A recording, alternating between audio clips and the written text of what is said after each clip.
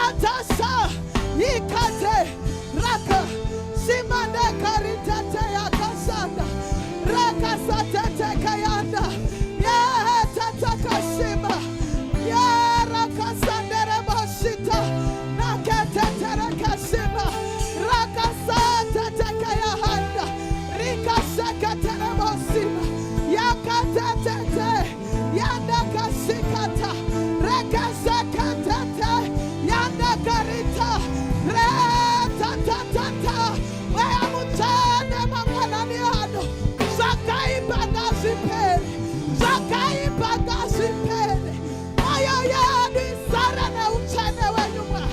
We want to be carriers of your presence. Saturate us with your anointing. Saturate us with your power.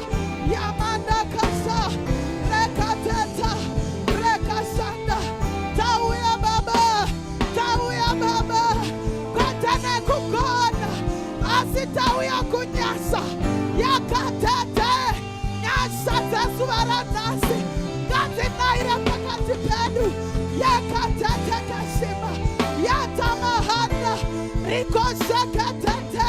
Don't let this moment pass you by. Very Pakatipedu. Very Pakatipedu. He can address to every situation. He can address to every situation. Tamanutira Kwavari. Tamanutira Moya Kwavari. Yakata. Shikena. Rabashanda. Rikotete. Yanda Kashima. Yatatete. Satata Rabashanda. Matirira. Shakamayanda. Stretch out to him today. Stretch out to him today. Stretch out. He is here. He is here. He is here. He is here. He is here. Yata Shama. Yata Tata. Rikata Yenda. Rikasanda. Tauranaye. Tauranaye. Tauranaye. Mutaurire. Anozita. Anozita. Mutse. Mutse. Yatamashenda. Rikatataya. Arimashanda. Rekosata. Tinana matakuna maraka tendeka. Tina mwari vanonzwa. Tina mwari vanoita. Tina mwari vanodanwa vachidaira. Mutse mangwanani ano. Oriba. Pour out your heart to God. Pour out your heart to God. Pour out your heart to God today. He will do it. He will do it. I have confidence in him. I have confidence in him. Yatama. Rekashata. Labasaka yanda labasata bandele bosa. Yakata tabakandele kosa talabayanda. Lebo saka yande lebo sata mande. Satenda mberi vadikani. The grand kumbere our only provincial secretary. Our only Baba and the mighty pits. Baba vaende pamberi pamwari vasume basa rose. Zvachaita zvose vazvikumidze mumaoko aMwari. Takudza zita renyu Mwari wokudenga mangwanani ano. Songanai nekereke yenyu Mwari yamakawana pamuchinjikwa. Baba, sanganai nevana venyu kushuva kwavo panyama nepamweya. Vanorwara vanoporeswa mupresence yaMwari. Vanoshayiwa vakatsikirirwa vanorerutsirwa mitoro. Mangwanani ano hatina kuungana tionane asi tisangane naMwari muridzi wekereke. Sanganai nevana venyu, sanganai neupenyu hwedu Mwari. Natsai panoda kunatswa. Itirai kereke yenyu zvakanaka mangwanani ano. Zvatichakumbira Mwari ngazvinzwikwe nemi.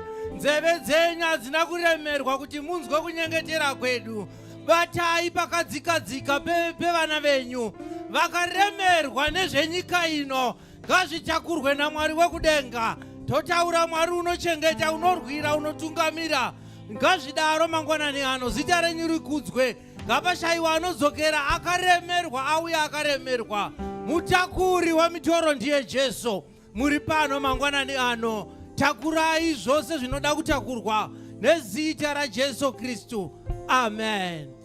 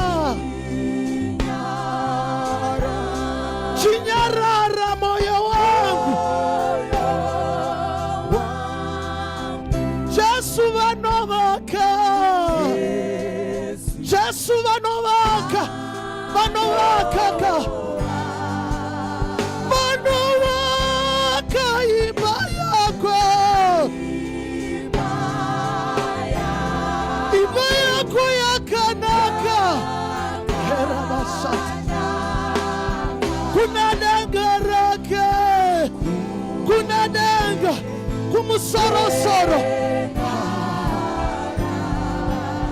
Chiuya ibaba Takumbira uya icheso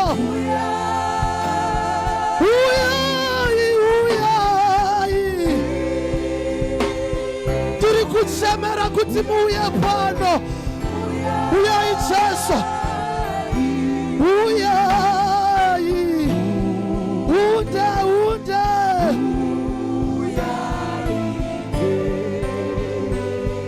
Iwe chinyarara. Taurira moyo wako nasi. Chinyarara moyo wangu. Nakuti Jesu ndiye Mwari. Jesu ndiye Mwari. Ndiye Mwari.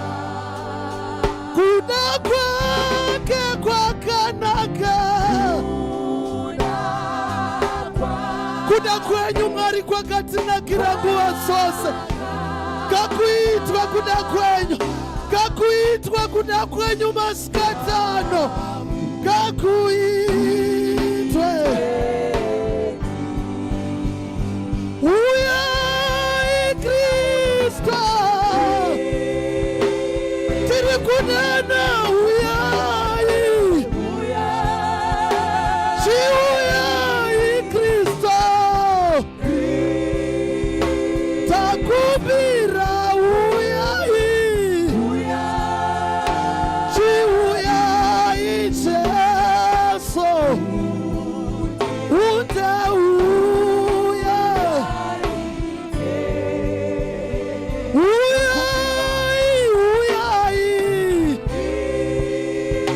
Baba tinakudaisa imangwanani ano. Uyai Kristo.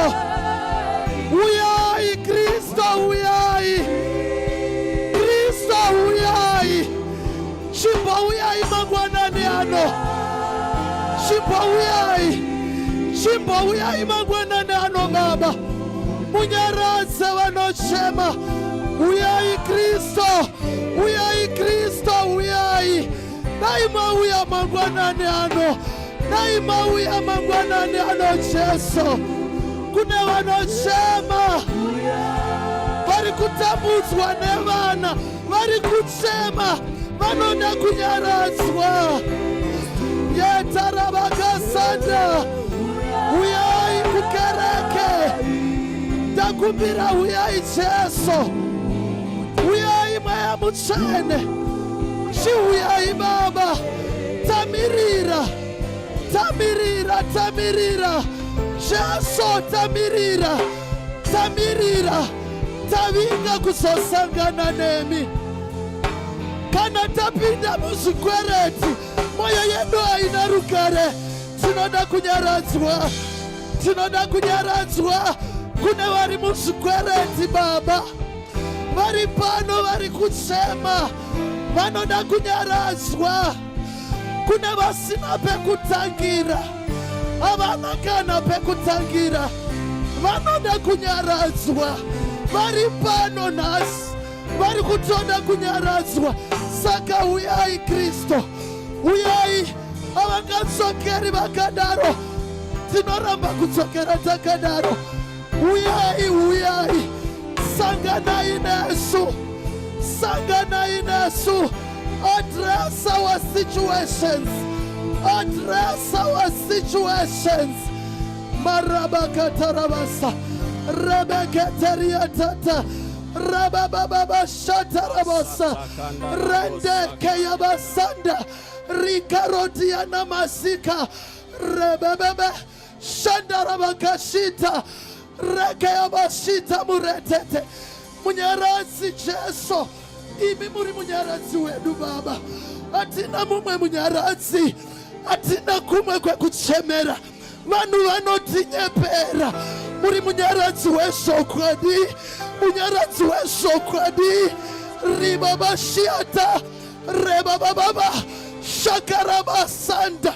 Moyo ngainyaradzwe nasi. Moyo ngainyaradzwe nasi. Yakatsemuka ngaibatanidzwe. Na munyaradzi Jesu ari pano. Ari pano.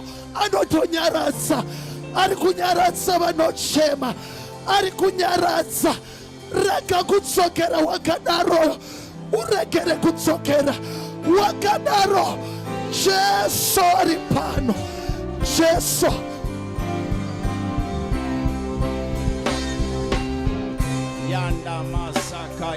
Shalabayata. Ndimi mutsvene, ndimi mutsvene, ndimi mutsvene. Ndimi munyaradzi, ndimi munyaradzi, ndimi munyaradzi. Tinyaradzeiwo Mwari, tinyaradzeiwo Mwari, tinyaradzeiwo. Tinyaradzeiwo Mwari muma difficult situations atingave tiri maari.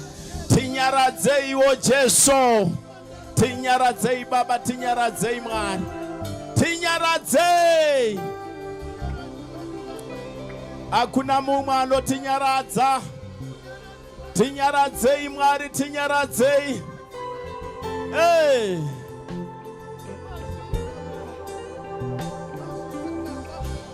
Ndimi munyaradzi. Tiri mumweya umwe chete. We want to pray for our kids. Tinoda kunamatira vana vedu. Taramba vana vanotorwa nemutoriro. Jesus. Kwandinobva inini vanoti mugoni wepwere. Ndasinayo. Ndoda kuti tinamate. Kana nangomira panapa ndonzwa kurwadziwa, ndonzwa dzimwe hasha so. Kuti Satani chipa vana vedu. Wai vana vedu vakudhiraivhwa. Tisu here vana baba nana mai kana vabereki tiri panzvimbo. Ngatiende panzvimbo yedu. Toda kunamata kana imi. Ndoda kunamata nekuda kwevana vedu. Daidzira vana vako vese mazita. Isa ruzhowa rwedenga pavari. Vanyike muropa raJesu Kristu weNazareta. Zvisati zvakaonekwa kunyika kaari ngazvionekwe. Ngakuve ne-turn around pamwana wako. Iwe zvinorwadza. Zvinorwadza zvatinoona vana vachiita izvi. Zvinorwadza. Zvinorwadza. Vana venyu imimi vana vangu inini. Ndinemere inini. Vana venyu vana vangu. Nangu wangu kusina anoita izvozvo. Asi vana venyu vana vangu. Unorasika kudaro kurasika pane vamwe vana vari kuita zvoshamisa, wako ndiye anotera zvibhotoro. Tarari padhuze kuti nhasi wangu ndinomutora. Ndoda kutaura kuti tinovabata maoko vazvuzvurudze kuti chibudai nguva yakwana. Tiende pamberi paMwari. Mazvita Baba nezita raJesu. Tine vana Baba, tine vana Mwari vari kutora zvinodhaka. Tamira Baba sekereke yenyu. Tamira Baba se Faith Alive. Tamira Baba basangano remusharukwa Baba naamai chiyangwa. Simba ravo Mwari ndiro simba ramakatipa. Simba renyu Jehovha ndoro toshandisa kubvisa vana vedu mune zvinodhaka. Vana vedu mune zvinokuvadza. Vana vedu muno zvinovapengesa pfungwa. Vana vedu ngavabude mukubhema mapamba. Ngavabude mukubhema mbanje. Tinonamata, tinodeclare tatouya takapaka. Tisu vana Baba takamirira vana Baba nana amai vemunyika. Tiri kudeclare nhasi vedu Baba tinovatora. Vedu Baba tinovazvuzvurudza. Ngavabude mune zvinodhaka. Ngavabude mune zvinokuvadza. Ngavabude mune zvine mazita. Ngavave vakatengwa neropa raJesu. Tinovanyika. Tinovanyika. Tinovanyika muropa raJesu Kristu weNazareta. Taramba.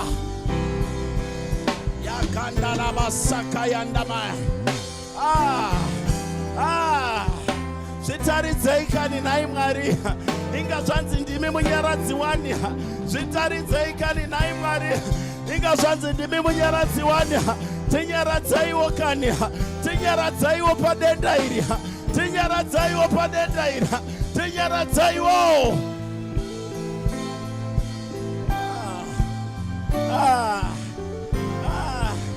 Zvinorwadza kani nai Mwari we. Nyaradzaiwo mwoyo yedu. Nyaradzaiwo mwoyo yedu kani. Nyaradzaiwo mwoyo yedu kani. Tinawo vazukuru. Tinawo vanasekuru. Tinawo vana mukoma. Tinawo vana stete. Tinawo vana sisi. Tinawo vana vaningina. Ndinovavhomora mune zvinodhaka. Ndinobuda navo Baba nezita raJesu. Katalaba sakanda mayanda. Lebo satabayanda.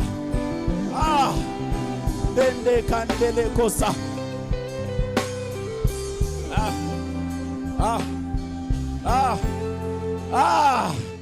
Tinobuda navo kani naye Mwari we. Ndimi munyaradza kuna mumwe. Kwa ichi naye Mwari. Kwa iri gomora rudziko iri. Ngarife kani pamberi pedu. Ndinonamata.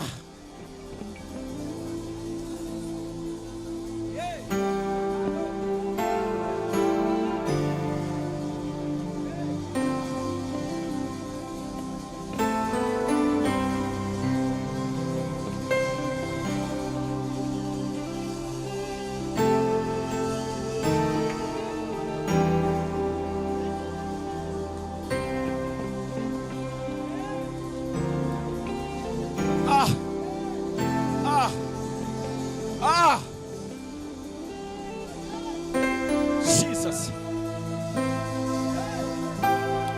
Vana mai taurirai dumbu renyu. Taurira dumbu rako murandakadzi kuti umu kana anga akarasika Mwari ngaadzoke. Handitakure naini manzi ekutakurira munhu anomwa bhurongo. Ramba mhani, ramba murandakadza.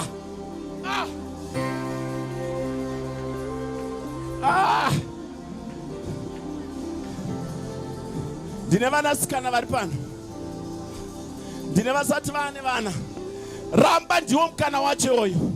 Kuti chandinotakura chitsvene kwamuri Jehovha. Ndichachipa imi. Chiuye chiziva kuti wakataura mashoko. Chiuye chiziva kuti wakachema. Wakazunza. Wakabuditsa zvose. Kuti Mwari ndechenyu ichi.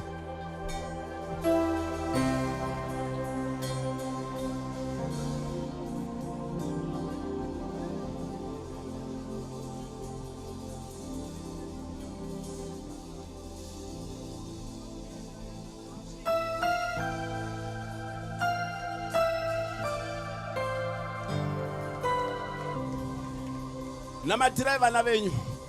Kune mhepo yakasimuka isinomira zvakanaka. Namatirai vazukuru venyu. Namatirai vana vehama dzenyu zinganamati. Ngavanamatirwe.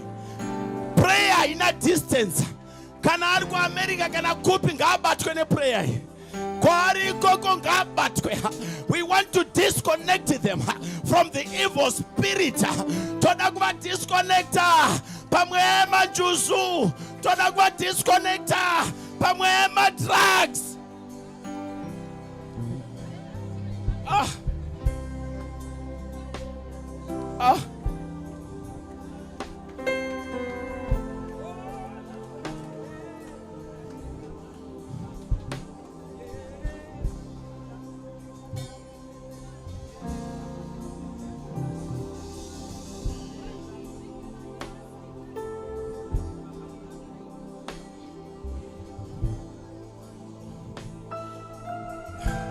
With that same spirit, through you, Baba David, nditenderei namatire province yenyu. Lekanda maya satabayanda.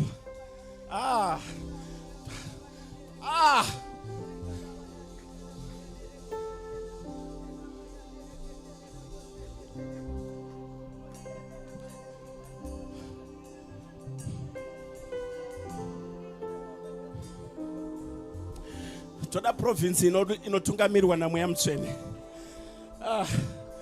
The fact yekuti our Father ndo mavari. We want the Holy Spirit to lead us. We want the Holy Spirit to lead our leaders. Thank God. Tina baba na amai vari pano. Our provincial secretary. Toda tinamate nekuda kwevatungamiri veprovince ino. Church, ngatinamatire province yedu. Ngatinamatire vatungamiriri. Pavanopa ma decisions, zvavanoronga ngazvibudirire uye ruzhowa muprovince yekwedu. Tinamate nekuda kwevatungamirira. Baba makanaka muzita raJesu. Tinokutendai Mwari, tinokutendai Mwari. Nekuti munoita zvinhu nenguva dzenyu Baba. Ndiyo inguva yamatitendera Baba kuti namate nekuda kwevatungamiriri vedu. Ndiyo inguva yamatitendera Mwari kuti namate nekuda kweprovince yedu. Tinoisa ruzhowa Baba ku each and every assemblies. Each and every assembly. Each and every assembly. Tinoisa ruzhowa Mwari kuna baba naamai mufundisi vari kune sangano redu rimwe nerimwe Mwari. Tinoisa ruzhowa Baba kune vana vesangano. Tinoisa ruzhowa Baba kune vatendi venyu Mwari. Ngatitarise kwamuri Baba. Ngatitarise kwamuri Baba. Taramba kupindirwa newakaipa tiripo Mwari. Taramba kuvhundutsirwa newakaipa tiripo Mwari. Tinozviziva Baba munotisimudza. Tinozviziva Baba munotigonesa. Ndinonamata, ndinotenda kuti matozviita Mwari, matozviita. Tinopa mbiri nerukudzo kwamuri. Tinawo varanda venyu pano Mwari. Baba naamai provincial secretary. Baba vangu vakamirira province yavo, vakamirira vatungamirira. Tiri kunamata basa ravari kutungamira nderenyimi Jehovha. Ngavafukwe, ngavarwirwe. Nangwe pavanopa madecisions Mwari, zvose tinotenda zvinoita kuti basa renyu Baba rifambe. Vasimbisei Mwari.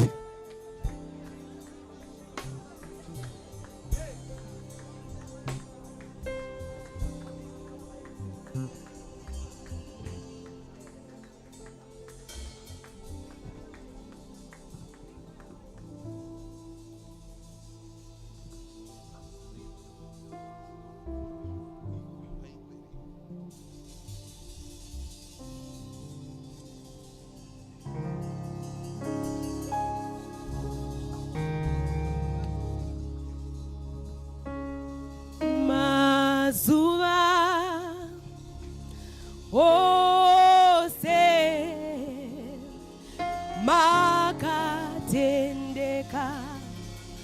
Jesu kore richitanga richinopera Baba makatendeka toimba mazuva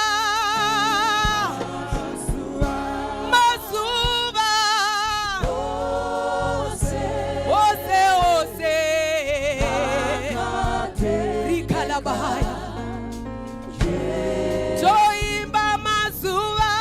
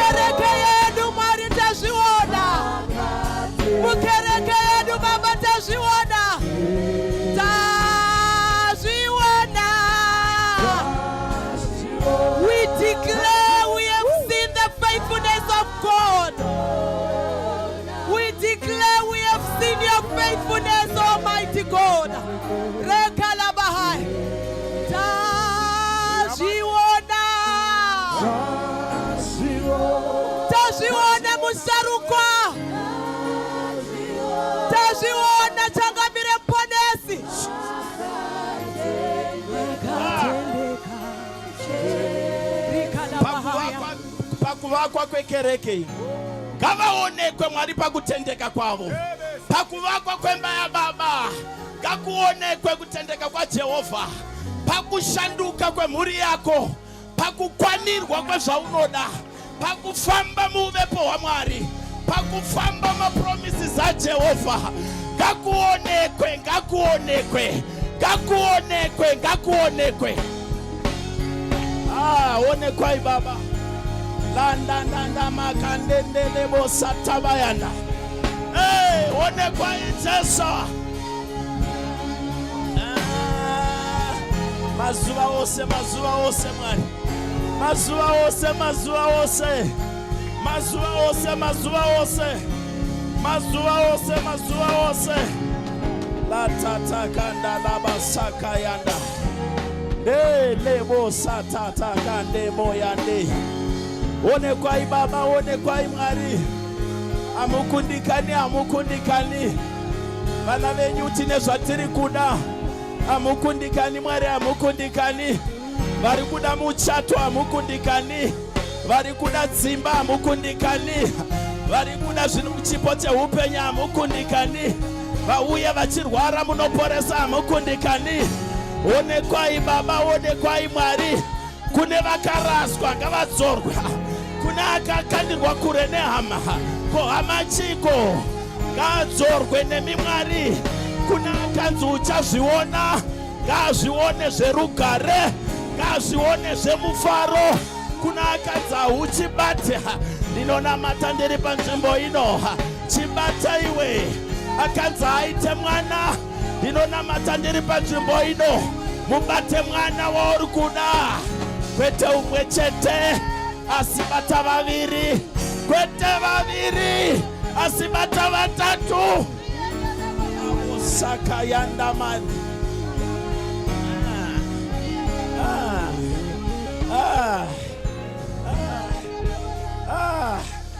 Tazviona Mwari we. Tazviona Mwari we. Tazviona Mwari we. Tazviona Mwari we. Jesus.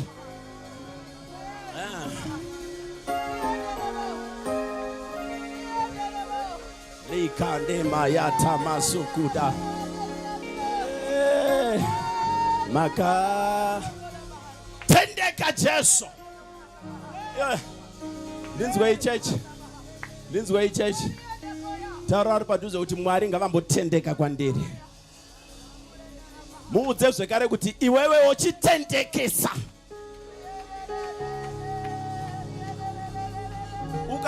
Ukabva kune zvaunobata izvo. Ukabva mune zvaunogara izvo.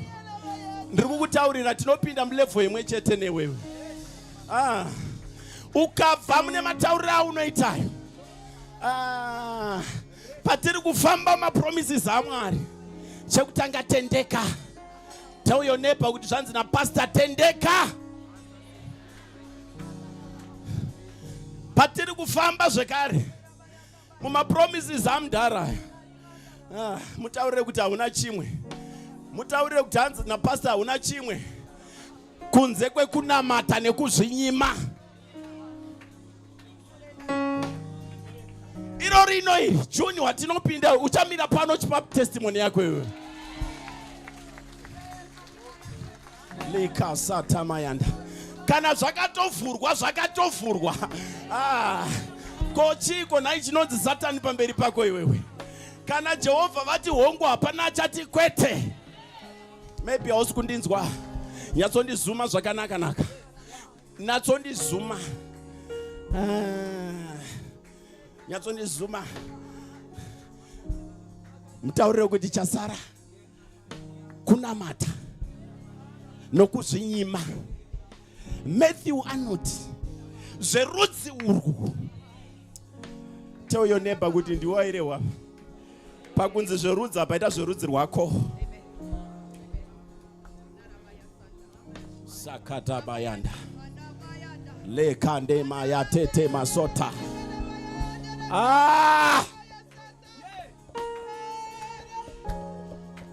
Tatogeza chiti tiri kuya kusikorumbidza. Ngazvisakushamise kuti baba wavatototesa bhachi kana kuti vasweta. zviri nyore muimba yaJehovha, nekuti shoko raMwari rinoti gomo iro chiko pamberi paZerubhabheri.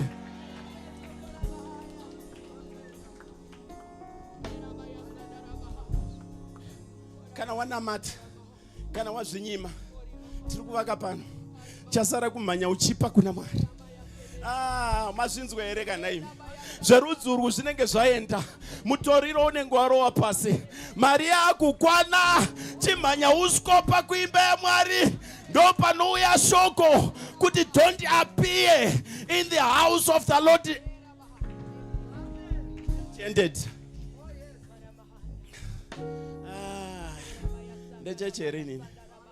Nechecherini wakwana pane zvese, uri kunamata, uri kuimba, munoshamisa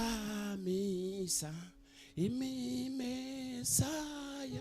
Uri kuimba uchienda kubasa, uri kuimba uchikrosa bhodha, uri kuimba uchikwira ndege, uri kuimba uchipinda muimba isati yarufwa. Mwari vachazvitaridza, vachakurufira imba, vachakuwanisa basa, vachakubudisa, kushamisa kuchaonekwa.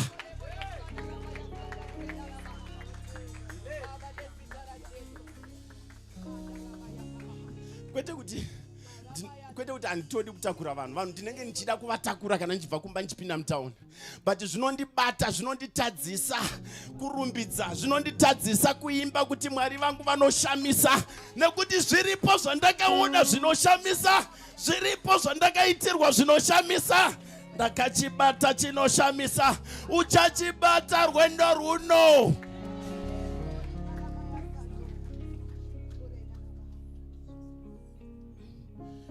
Tina baba na amai, toda kuti tiende pamberi paMwari nekuda kwavo. Vatungamiriri tanamata nekuda kweprovince, iko zvota kunamata nekuda kwababa. Baba is the leader of the church. Vanotungamira chechi ino kunze nemuno muZimbabwe. We want to pray for them. Namatiraiwo nevana vavo, namatiraiwo nemhuri yavo. Tinamate tiende pamberi paMwari. Munoshamisa baba vangu, ndimi Mesaya. Munoshamisa, makatipa mutungamiriri wenyu Mwari. Hamunaongotipa chete, asi makatipa ari pamoyo wenyu.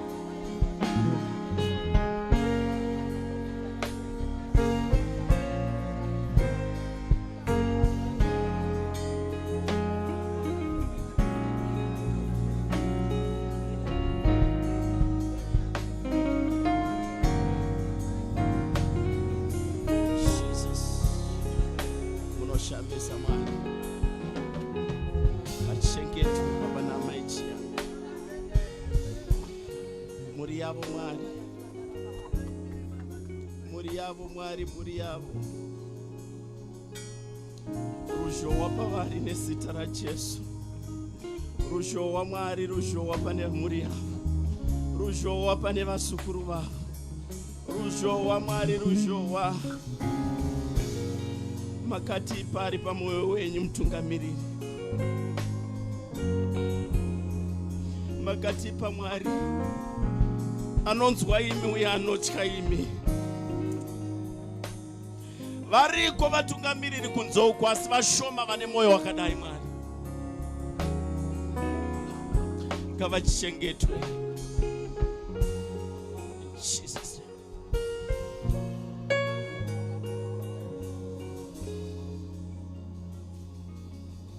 Toda kuti tinamate zvekare nekuda kwedare ravanoshanda naro, nekuda kwematare avanoshanda navo pano. Toda kuti Mwari mweya wenyu Baba ngaufambe munana baba nana mai, vakomana nevasikana vanobata nedare. Toda kuti kana chinge changotaurwa uku ihongu na amen kubva kumusoro kusvika kuzasi. Tiende pamberi paMwari tisina kuimbirwa. Mazveta Baba, tinonamata. Ndozvamunotidzidzisa mushoko renyu kuti tinonamatira vatungamiriri vanotitungamirira pakereke pano, vatungamiriri vanoshanda naBaba muofisi yavo yekutungamirwa kwebasa rinoitwa pano. Tinovaisa mukati memaoko enyu ivo nemhuri dzavo, vana baba nana mai, vana mai nana baba, vakomana nevasikana. Ndinotenda matare ose Mwari ngavachengetwe vatungamiriri vamakatipa pano. Ndinotenda hapana akadanwa wamamusina kutendera kuti ave mutungamiriri. Vese Baba vamakaisa matare vatungamiriri ngavanatswe, ngavasimbiswe, ngavagoneswe mubasa renyu Mwari. Nagwe pakauya zvinengei ngavarambe vakamira nokuziva kuti muriko Mwari, muri mutsvene makarurama. Ndinokutendai Baba, ndinokunamatai. Tanamata nekuda kwemadepartments ose, nyasha dzenyu Baba dzichionekwa, mbiri nerugare zvichibva kwamuri, muzita raJesu, amen. Ndokumbirwa kamungoti pa 2 stanza 2 or 3 tinobva tavhara nelast prayer ye-thanksgiving prayer. Chinge taita zvese izvi, uchinge Mwari vakuponesa, uchinge wanongedzerwa, uchinge wasimudzirwa, unouya pamberi paMwari neprayer yerutendo kuti nhai Mwari maoneiwo pandiri. Last time makanzwa Baba Deputy vachiimbisa imwe song inogara iri pamwoyo pangu yekuti kunamata kwakanaka. Maoneiwo nhai Mwari. Ini here musikana umwe chete, isu takakura tidya mboora nenyeve, isu takakura tichidya mowa. Kunamata kwakanaka. Ndiwo wakusvikawo nhasi uchidhiraivha, ndiwo wakutorawo kuti uyu anokwalifaya uyu, maqualifications ako anoita. Unofanirwa kutenda kuti Mwari zvechokwadi muri Mwari. Wakuonawo mhuri nhasi, wakuonawo vana vevana, wakuonawo rugotwe rwako rwakazvitakura. Jesus. Tiimbirewo vedu, tiimbirewo song yamo. Nezuro, nezuro sandinas, nezuro, nezuro sandinas. Ah, kunamata. Hallelujah. Kunamata. Kunamata. Kunamata. Nezuro. Nezuro.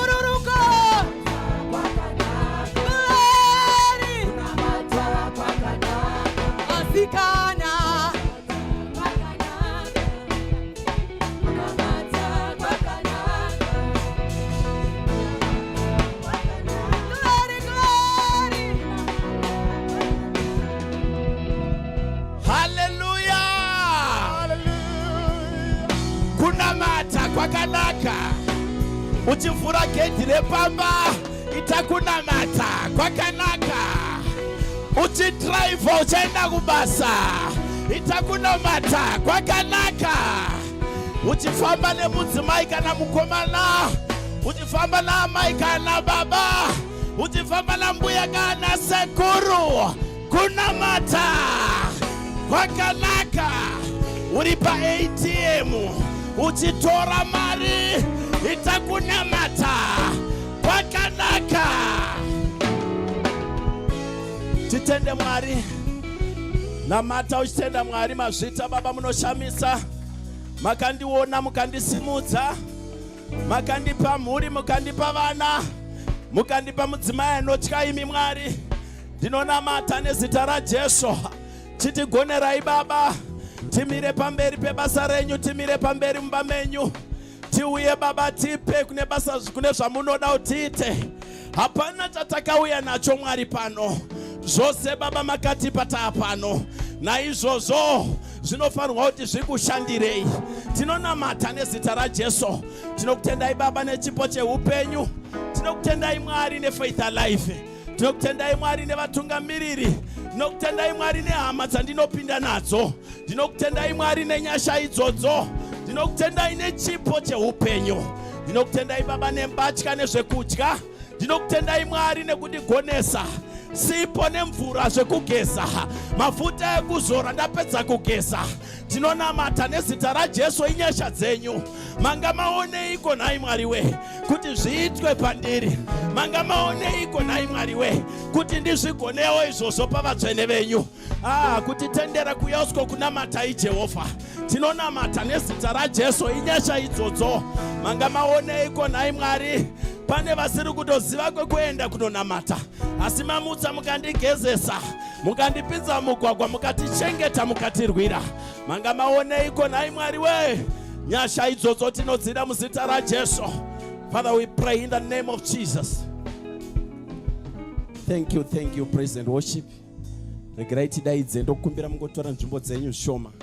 Tidaidze tipuwe zviziviso.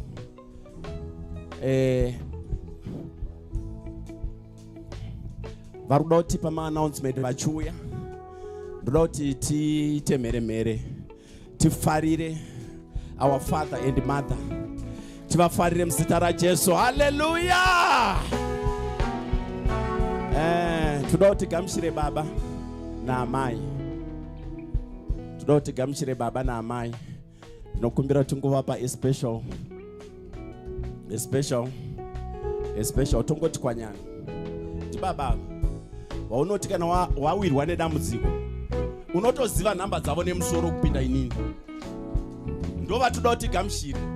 Wakatovatenda kuti kana vanamata zvako zvaita. Ndoda kuti vafarire muzita raJesu. Hallelujah!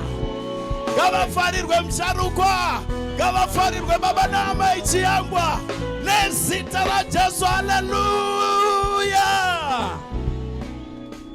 We want zvekare tifarire zvekare our leaders here, our only deputy chairman vari pano and amai is our only zvekare provincial secretary. Ndoda kuti vafarire vatungamiriri vavanoshanda navo navo baba muzita raJesu. Hallelujah! We want to pay a special welcome kuna ana baba nana agogo nana sekuru mauya kuimba yaMwari. Toda kuti kufarire muzita raJesu. Hallelujah! Tigofarira zvekare youth pakati pedu. Ndine youth here vana? Ndine youth here? Ndipewo ruzha. Youth ngaindipe ruzha. Tine Sunday school, ngativafarire muzita raIshe wedu Jesu Kristu. Hallelujah! Tingatore nzvimbo dzedu tisire nguva ino kuna baba mutungamiriri wedu, baba naamai mutya muzita raJesu. Amen. Tinotenda mufundisi matipa chigaro kuti tiwane nguva yekuzivisana kuti muvhiki rino tichange tichifamba sei. Tinoremekedza vakuru vari pakati pedu muzita raJesu. Amen. Regai nditange nechiziviso chakakosha kunesu tose seFaith Alive family. Hallelujah. Last week deputy chairman vakamira pano vakaparura vakatipa zuva ratiri kurangarira muranda washe. Haleluya. Pana ari kuriziva here? Vanoziva vanobva vangotaura kazuva racho. Haleluya. 29 March handitika hatina masvondo akanyanya kuwanda kusvika tasvika ipapo tichitaurira izvi kuti tinokupai nguva yekuti mugadzirira. Handiti mushumiri wemakusena anga achiti pane zvimwe zvetinoita semapoka. Handitika asi pane zvimwewo zvaunotarisirwa kuti uzoitawo sedunga munhu. Saka isu panguva yakadai isu hatirambidze vanhu kuuya sedunga munhu, sefamily, segroup. Handitika zvawanzwa Mwari achikutuma izvozvo kuti uitire munhu washe. Handiti manzwa chee vachitaura izvozvo kuti ndo vamakatenda kuti ndikavaudza nhunha dzangu vakanamata zvangu zvaita. Handitika saka iwo ndiwo mukana wako to reciprocate that relationship. Handiti tichiappreciate munhu waMwari musi wa29 March. Saka ngatigadzirei nemhuri dzedu. Mwari wokudenga atiitire zvakanaka muzita raJesu. Haleluya. Regai tizivisano maringe nemaservices edu. Mangwana Monday izuva redu rakanaka retinoswera tichitsvaga chiso chaMwari takazvinyima zvokudya tichinyengetera pamberi paMwari. Last week hatine a good number kutaridza kuti vanhu vanoziva kukosha kwokunyengetera. Handitika uyai zvakare mangwana tiwane nguva yekunyengetera na6 o'clock. Taswera tichinyengetera tichiverenga shoko raMwari tichitsvaga chiso chaMwari tisingadye. Haleluya. Chitatu tinenge tiri pano for Bible study at 6 o'clock. Ngatisangane zvakare tiwane nguva yekudzidza shoko raMwari. Friday tinenge tichisangana kumaseo groups sekurangana kwatakaita. Sunday tinenge tiri pano 2 services. The first service at 8 o'clock English service and the second service at 10 o'clock main service inenge ichipreachwa neShona muzita raJesu. Saro dzambiri, I mean 1 out of the 2 woatenda. Kana uchida kuatenda dzese zvakangonaka izvozvo. Mwari wokudenga akuitire zvakanaka. Haleluya. Chiziviso chakakosha kune avo vakagamuchira Jesu Kristu saishe namambo woupenyu. Handitika takadedzera last week kuti nhasi panopera second service inei tinenge tine baptism panamba 105 Harare Drive. Vanoda kuenda vega. Vasina transport tinomira close to the generator toorganize transport tokuendesai. Kana muda kudzorwa pano modzoka pano, kana muda unokwirira kombi ikoko mokwirira kombi ikoko. Handitika asi in the meantime service ichiprogressa tinoenda kuadmin desk. Pane pepa riri kunyorwa zita rako, zita rekwawakaberekerwa nezuva rawakaberekwa neadress, madetails iwo tinamada. Mwari wokudenga akuitire zvakanaka. Vatendeuka nhasi makusenta vaudza kuti mune mukana wokudii wokubhabhatidzwa. Nevachatendeuka nhasi wanzwa shoko richiparidzwa, Mwari akataura kwauri usaomesa mwoyo wako, rega apinde. Tinokupa zvakare mukana wokubhabhatidzwa, tinokupa nhumbi dzokuchinja. Saka musatye, Mwari wokudenga akuitire zvakanaka.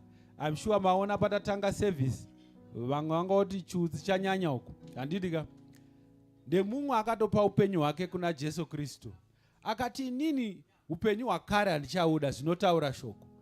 Handitika ndobva auya nemachira nezvakadai zvokuti zvipiswe. Saka tazvipisa ende iye achatonobhabhatidzwa panopera service.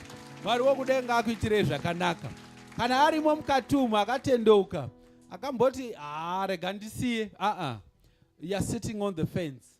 Kana uchida protection yaMwari chaiyo uya nazvo zvipiswe, ndokutaura kuti waripenda. Mwari wokudenga akuitire zvakanaka. Handitika tinotenda. Building project muri kuona iri kuprogressa both ends. Handitika tiri kutofamba ipapo pamunoona panevhu pamba yamufundisi apo zviri kutofamba. Handitika maengineers edu ari kutiudza zvokuita tichitevedzera kuti kana tavaka zvivakwa izvi zvirege kutsemuka pasina nguva. Handitika we are building structures for ages. Mwari wokudenga aramba achikusundai kupa kubasa rashe. Musanete. Handitika pomuri kuunza zvipo zvenyu izvozvo musanetewo kunyengetera nekuda kwemaprojekti aya. Handitika Mwari wokudenga aramba achitipa simba nenjere nekugona. Will come right in the name of Jesus. Hallelujah. Tichitaura kudaro ndaiti construction team engineer tisangane after service. Handitika tipfuurire mberi nekuronga kuti zvinhu zvedu zvitifambire zvakanaka. Baba vachidzoka vanenge vachida kunzwa kuti taapapi takananga papi. Handitika ivo vachinyengetera, isu tichimhanya on the ground. Mwari wokudenga atiitire zvakanaka muzita raJesu, amen. Regai nditore mukana uno ndisiye nguva iyi. Tinoziva nhasi tine baptism, tiri kumhanya nenguva yedu, asi mai vauya vachitoita kunge vachabuda misodzi, nokuti vari kunzwa Mwari achitaura kwavari kuti usanyarare this testimony. Handidika testimony inosumudzira vazhinji, ndo the evidence yekuti Mwari vari kushanda. Handidika. Saka regai tivape mukana wakadaro. Mai Ngungu, ndichitaura kudai, uyai mutore mukana uno muutaurire kereke zvamakaitirwa naShe, nokuti ndo zvimwe zvatari chinyengeterera panapa mufundisi. Vakati zvomuri kunyengeterera izvi, ini Mwari wakandirangarira, regai ndipupure ndisheye nekereke. Saka ndichavapa nguva vawane nguva yekutenda Mwari. Amen. Amen. Ndinokwasa emese muzita ramambo Jesu. Amen. Ndinoremekedza vazvodzwa vaMwari. Ndinoremekedza anointing iri panapa. Ndinoda kutenda Mwari. Ndaingotya kuzotestify, but nhasi I felt kuti ndikaramba ndiri in disobedience Mwari havangafari neni, because ndakaudzwa kuti testimony is not about you, is about mumwe achiri muproblem iyoyo. Ndakanga ndine mwana akanga ari madrugs kubvira 2016. Madzimai ndaichema, ndaifunga kuti mwana ari kuSouth Africa kuchikora akanga anyatsobva kuno achida actual science yake atomu third year. I didn't know kuti apinda madrugs. Pesa pati kutumira mari, we don't know kuti mwana ari madrugs. Kusvika adzoka kuchikoro because anga kufeira, because first year aipasa mwana iye achipiwa maawards kuchikoro, but Satan anga apindira. Ndairwadziwa madzimai, ndaichema, ndainamata zvazvitaurwa nababa kuti ndaibata dumbu rangu. Mwari, mwana akagara mudumbu iri, Mwari andida mwana anoita madrugs. Ndaibata minyatso yangu yemazamu, I'm sorry, ndaibata minyatso iyi nchiti mwana akayamwa mazamu aya, Mwari andida mwana anoita zvemadrugs. Ndaichema kuna Mwari, ndaitora dzimwe nguva maprayers ndoisa murumu make. I remember ndichiti Mwari, ndakaverenga kuti Mwari, you will deliver us from strange children. This is not my child. Kana mwana wangu ari somewhere kwaakaiswa kana kuti ari mubhodhoro, Mwari, I claim my child back, because akanga achinja, adi kugara naye achageza. Ndaingonamata, anga kutamba nevanhu vemutoriro. Mwari patainamata at first, Mwari vakamudeliver from those hard drugs. Akamuramba akabva kuita zvemutoriro. Tichingonamata, ina I didn't know kuti ndokuansa kuri kuita Mwari bit by bit. Aiti akanwa munotoriro airutsa usiku hwese, kusvika kundiaccuse achiti, mama, you are a witch, muri kundiroya. Ndaitukwa, but thank God haana kusumudza ruoko kuti andirove. But chandaiencouragwa ndechekuti don't resent, nokuti ndanda kuita resentment towards my son. But Mwari akati don't resent him, love him. Zvakaoma madzimai. Dzimwe nguva mashoko aida kubuda mukana mangu kuti go and die mani, kana chikuvige ndizorore, because ndanzwa since 2016. Ndaiuya panapa, I remember zuva randakanyatsonzwa Mwari pavakandideliver. Muparidzi aiparidza panapa, ndakagara kuseruko, ndakauya ndine seed yangu. I remember ndasina mari yakaunda $20. Muparidzi achiparidza, ndikasvikoikanda umu, ndikazvikanda papa, ndikachema kuna Mwari, and ndakasumuka paMwari vachiti it is done. Mwari vakandisunungura. Kuna Mwari kudenga, Mwari vanonamata panapa, ndiMwari mupenyu. Madzimai, don't give up. Chandinokudza kuti don't resent your child. Hallelujah. Because Satan anokuinga kuti muresente, zvinorwadza uchiudzwa nemwana kuti muri muroyi. But ndaingoti ndikuroya kana Jesu.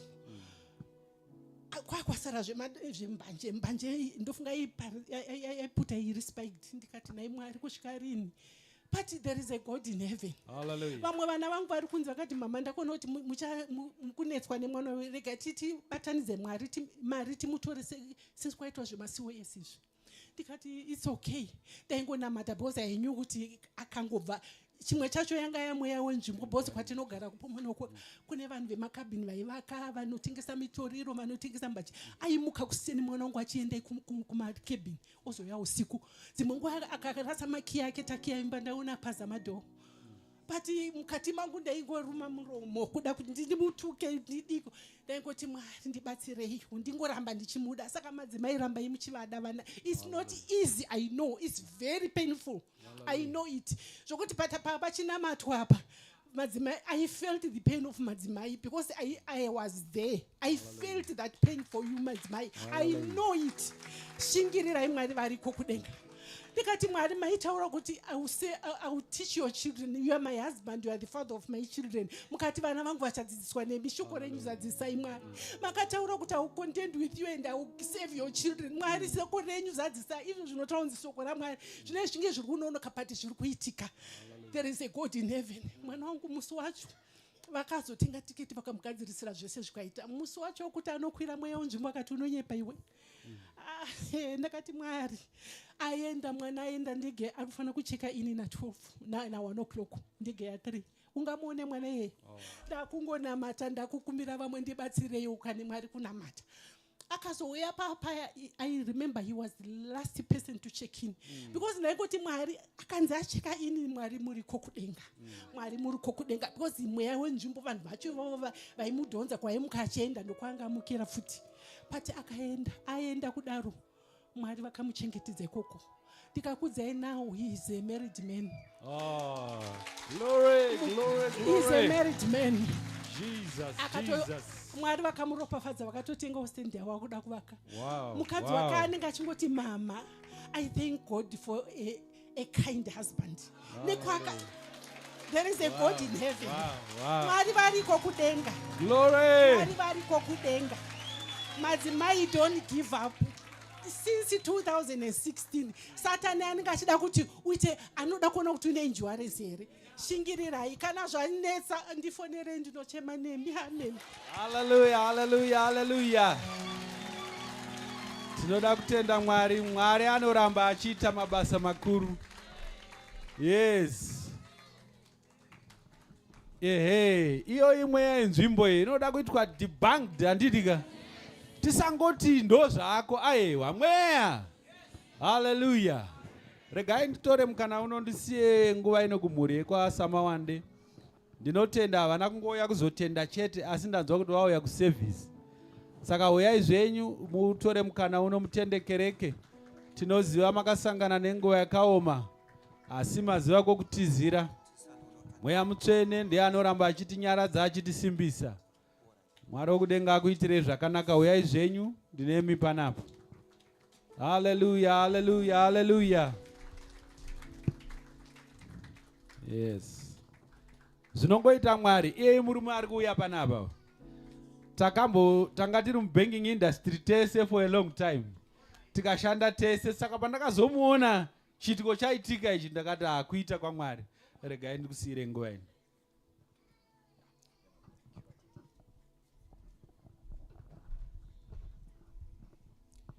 Pamusoroi vafundisi vese vanoremekedzwa. Pamusoroi sangano dzvene raMwari. Toda kupa semhuri kwaSamawande nemhuri kwaNamupingo. Toda kupa ruremekedzo nekukutendai nerubatsiro rwamakatipa pairwara mudzimai wangu mai Samawande. Pese pavairwara taifamba nevanhu vemuchechi vachiuya vachitibatsira financially, morally and nemaprayers. Kusvika mudzimai wangu ashaika vakaramba kwamira nesu tichifamba tese muchitibatsira. Saka toda kupa kutenda, tipawo kutenda kwakanyanya kuna president CE Chiyangwa namai Chiyangwa nevamwe vakuru vese vanisina kudoma nemazita avo. Toda kutendai kuti murambe makadaro. Mwari akuropafadzei. Nayo mashoko ndinotenda. Hallelujah. Pamusoroi vanoremekedzwa vese. Pamusoroi sangano dzvene raMwari. Inini ndiri firstborn yamai Samawande. Ndoda kungotendawo kereke nekubata kwamakaita nesu pakashaya mama. Even before that, nekungosupporta kwamaita with your prayers. Even, pakazoitwa funeral, because of how everything was, you know, maitikiro zvakaita. I think vanhu vekuchurch makazofind out a bit late, but you still showed up for us and you were very supportive. Mukamira nesu, mukatibatsira, tikauya zoita service yedu pano, zvese zvikafamba zvakanaka. And I just want to thank you. Takareceivawo zvakare chema. Tinongotenda nekungobatsira kwamakatiita. Tichangorambawo you know, tichingoramba tichingotarirawo kwamuri, tichingoramba tichicommunicata, tichingoramba tichingobata tese. Ndinongokutendai nezvese zvamakatiitira. Mwari akuropafadzei. Amen. Amen.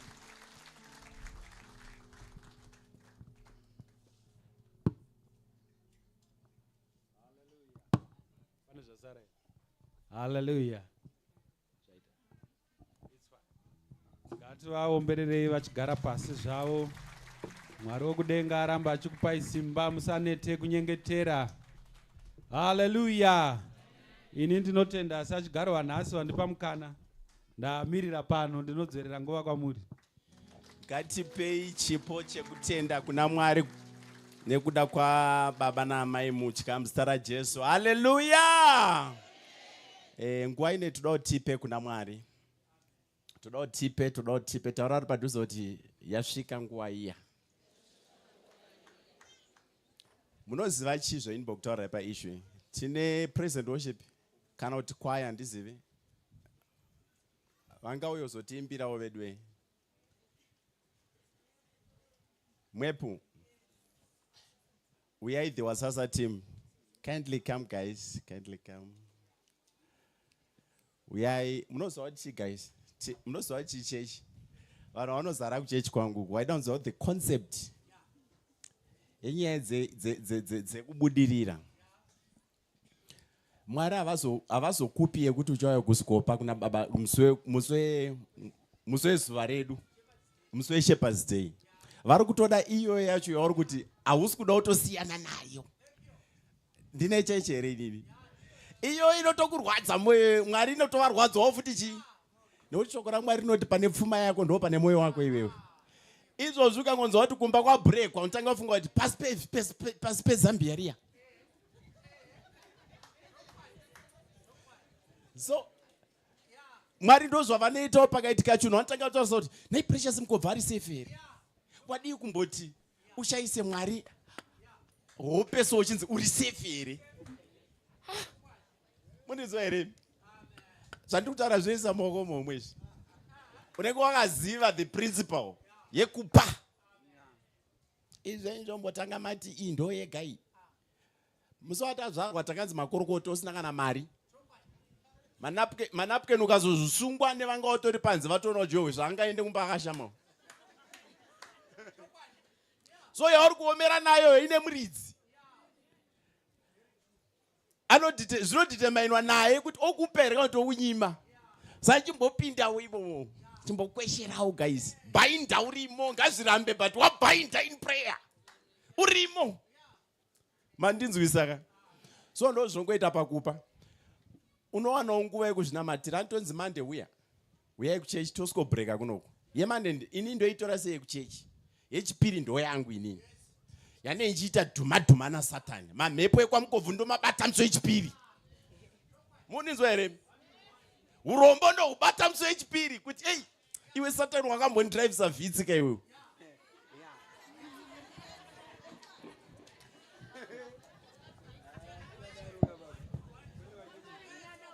But days ever sing nainzi namaimvundiswa dzimatrauzi enyama skate. Yeah.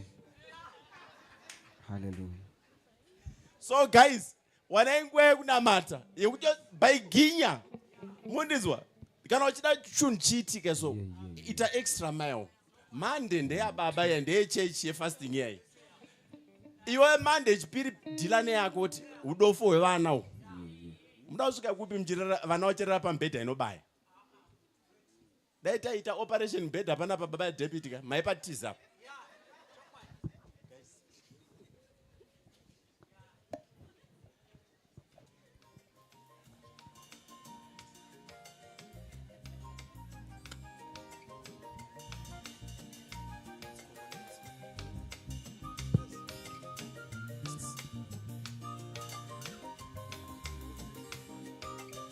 Hallelujah. Komboyo, komboyo, komboyo ya Yesu, komboyo, komboyo, komboyo ya Yesu, komboyo, komboyo ya Yesu, komboyo, komboyo, komboyo ya Yesu, oh komboyo pesa kama bota esi kama bota ezangi, komboyo, komboyo, komboyo ya Yesu utana lola, komboyo, komboyo, komboyo ya Yesu, oh zita zita la Jesu, zita zita la Jesu, zita zita la Jesu, rine simba, zita la Jesu, zita la Jesu, zita rine simba, zita re mufano wangu, zita simba rangu, zita la Jesu, zita rine simba ya zita la Jesu,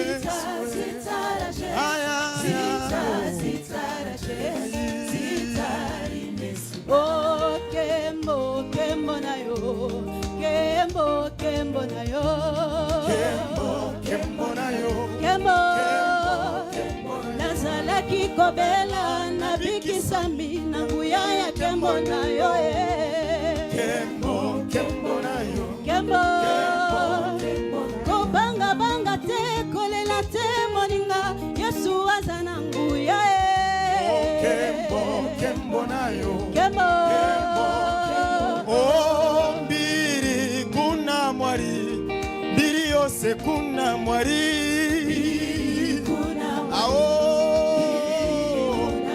hongo mwezi no bereka bana, ene zita la Jesu,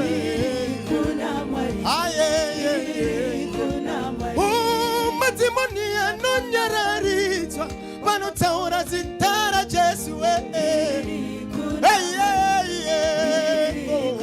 ndinoda kuona, ndinoda kuona uri mwari mukuru weminana, ndinoda kuona, ndinoda kuona Yesu, ndinoda kuona, nalingina mona, nalingina mona, nalingina mona, bondamu ya Nzambe, nalibota na ngaye, nabomoyi na ngaye, nalingina nsima, nalingina mona, busha, busha, busha, busha, busha, busha,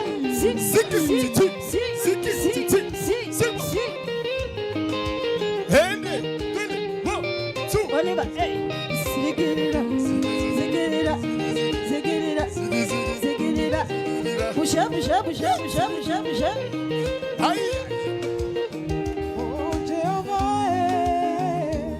Jehovah, Jehovah, Jehovah, Jehovah.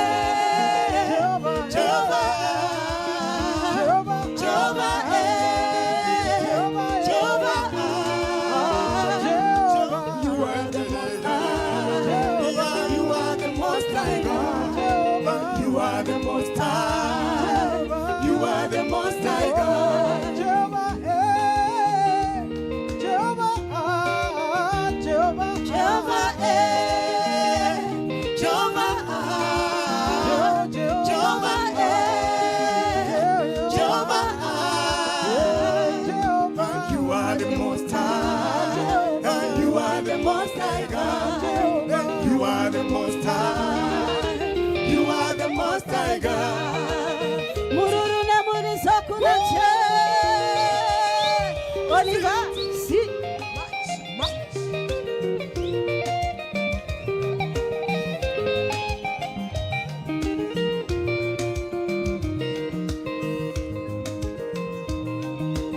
Mawako kuna mwari,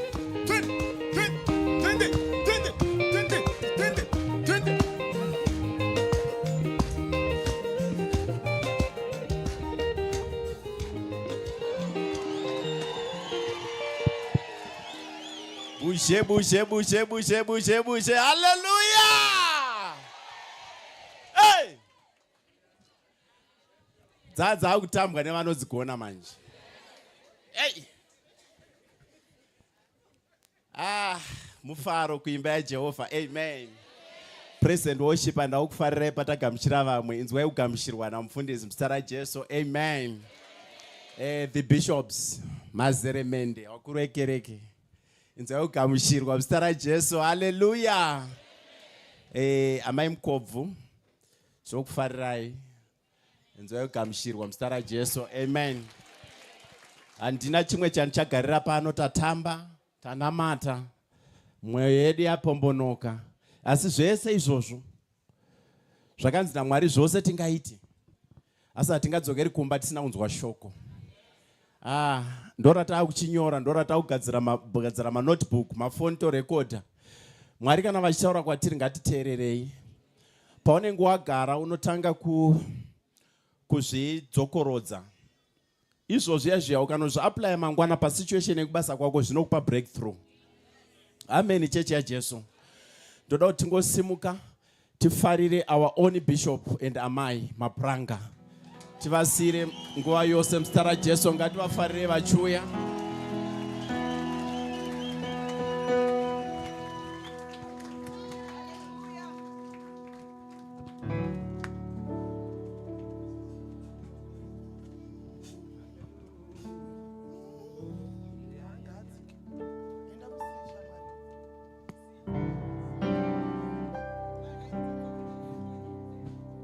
Thank you.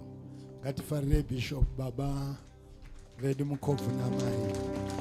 Thank you so much Baba. Thank you. God bless you and continue to guide you. Imbowana nguva yekunamata zvishoma tisati aendapo shoko raMwari.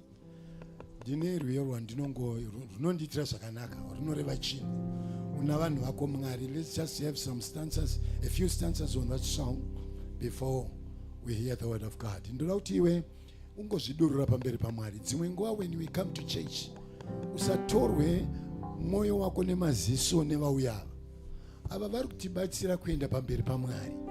Iwewe enda wega pamberi paMwari. Just allow yourself, the Spirit, to minister to your soul. Iti Mwari, just minister to me today. So wauya wakaita mudikano uende washandurwa. Zvinoitwa with a willing heart. Can only that willing heart and you are ready to accept what God is going to say to you. Chiti Mwari ndibatsirei. Una vanhu vako Mwari. Let's check out. Una vanhu vako. Una vanhu vako. Kudzodze senguva. Kudzodze.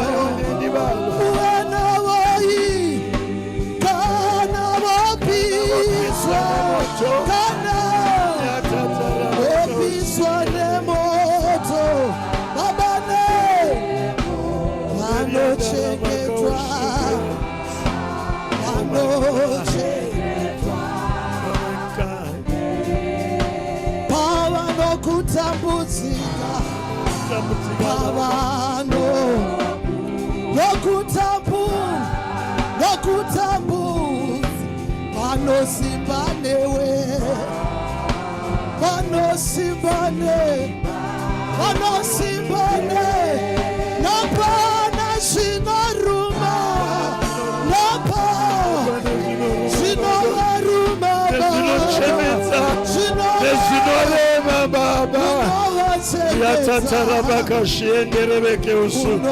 Kuriandarabaka usu kuyata. Ichengete icheso. Ichengete icheso.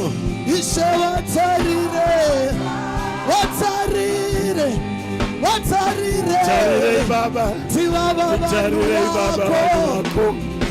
Kuriandarabaka siya totoroboke usu. Likonoromo kesianderebaka usu kuyata. Kuneva nuchema baba. Kuneva nuchema baba wanyaratsu. Kuneva nebisoti pamatama. Aratatarabaka ushimi.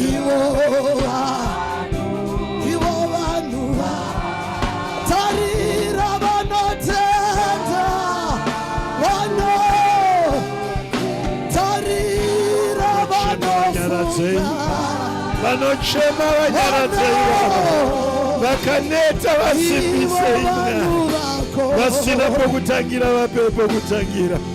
Jehovha munonzwa vanochema, Jehovha munonzwa vanodanidzira. Mangwanani ano baba, mangwanani ano, mangwanani ano. Reketi ataraba. Vanhu vako vanofunga.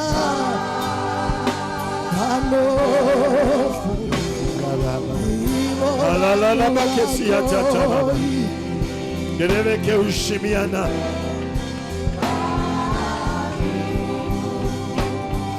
Enda pambe pamwari. Wana mazwa unotaura, wana mazwa unochema nao. Chema pamberi pamwari, chema kuna mwari. Chema, allow the Spirit to minister to you. Father, in the name of Jesus, we are crying, Lord, for the church. We are crying, Lord, for our families. We are crying, Lord, for the leadership of the church. We are crying for your presence each and every day, oh my God. Uwepo wenyu, uwepo wenyu, uwepo wenyu baba.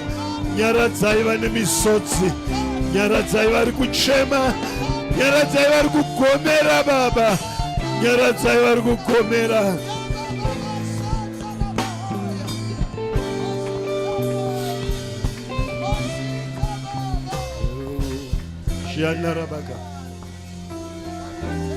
Baba nezina raJesu Kristu, mangwanani ano Mwari, vana venyu vauya kuzonzwa kutaura kwenyu. Kune vari kuchema vane misodzi, kune vari kuomerwa baba, kune nyaya dzavo vasingagone kudzitaurira vanhu, asi mangwanani ano vari kutaurira imi, mangwanani ano vari kuchemera imi, mangwanani ano vanoda kubatsirwa nemi. Nezita raJesu Kristu, vanyaradzei Jesu, vanyaradzei mambo amadzimambo.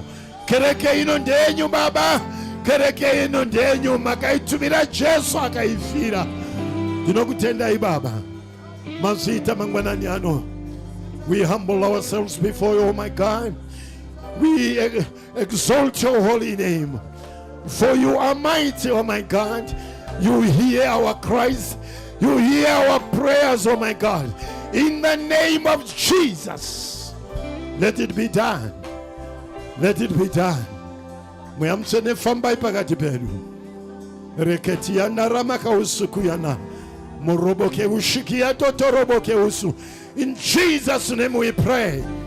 Tinofutsunura zvakarongwa nevakaipa. Tinofutsunura njere nemazano erima. Nezita raJesu.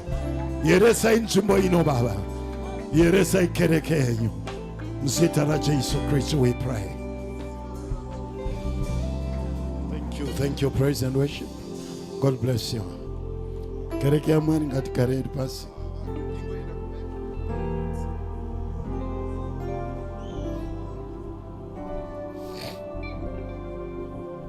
Ndinoda kutenda Mwari, tinotenda Mwari mangwanani ano.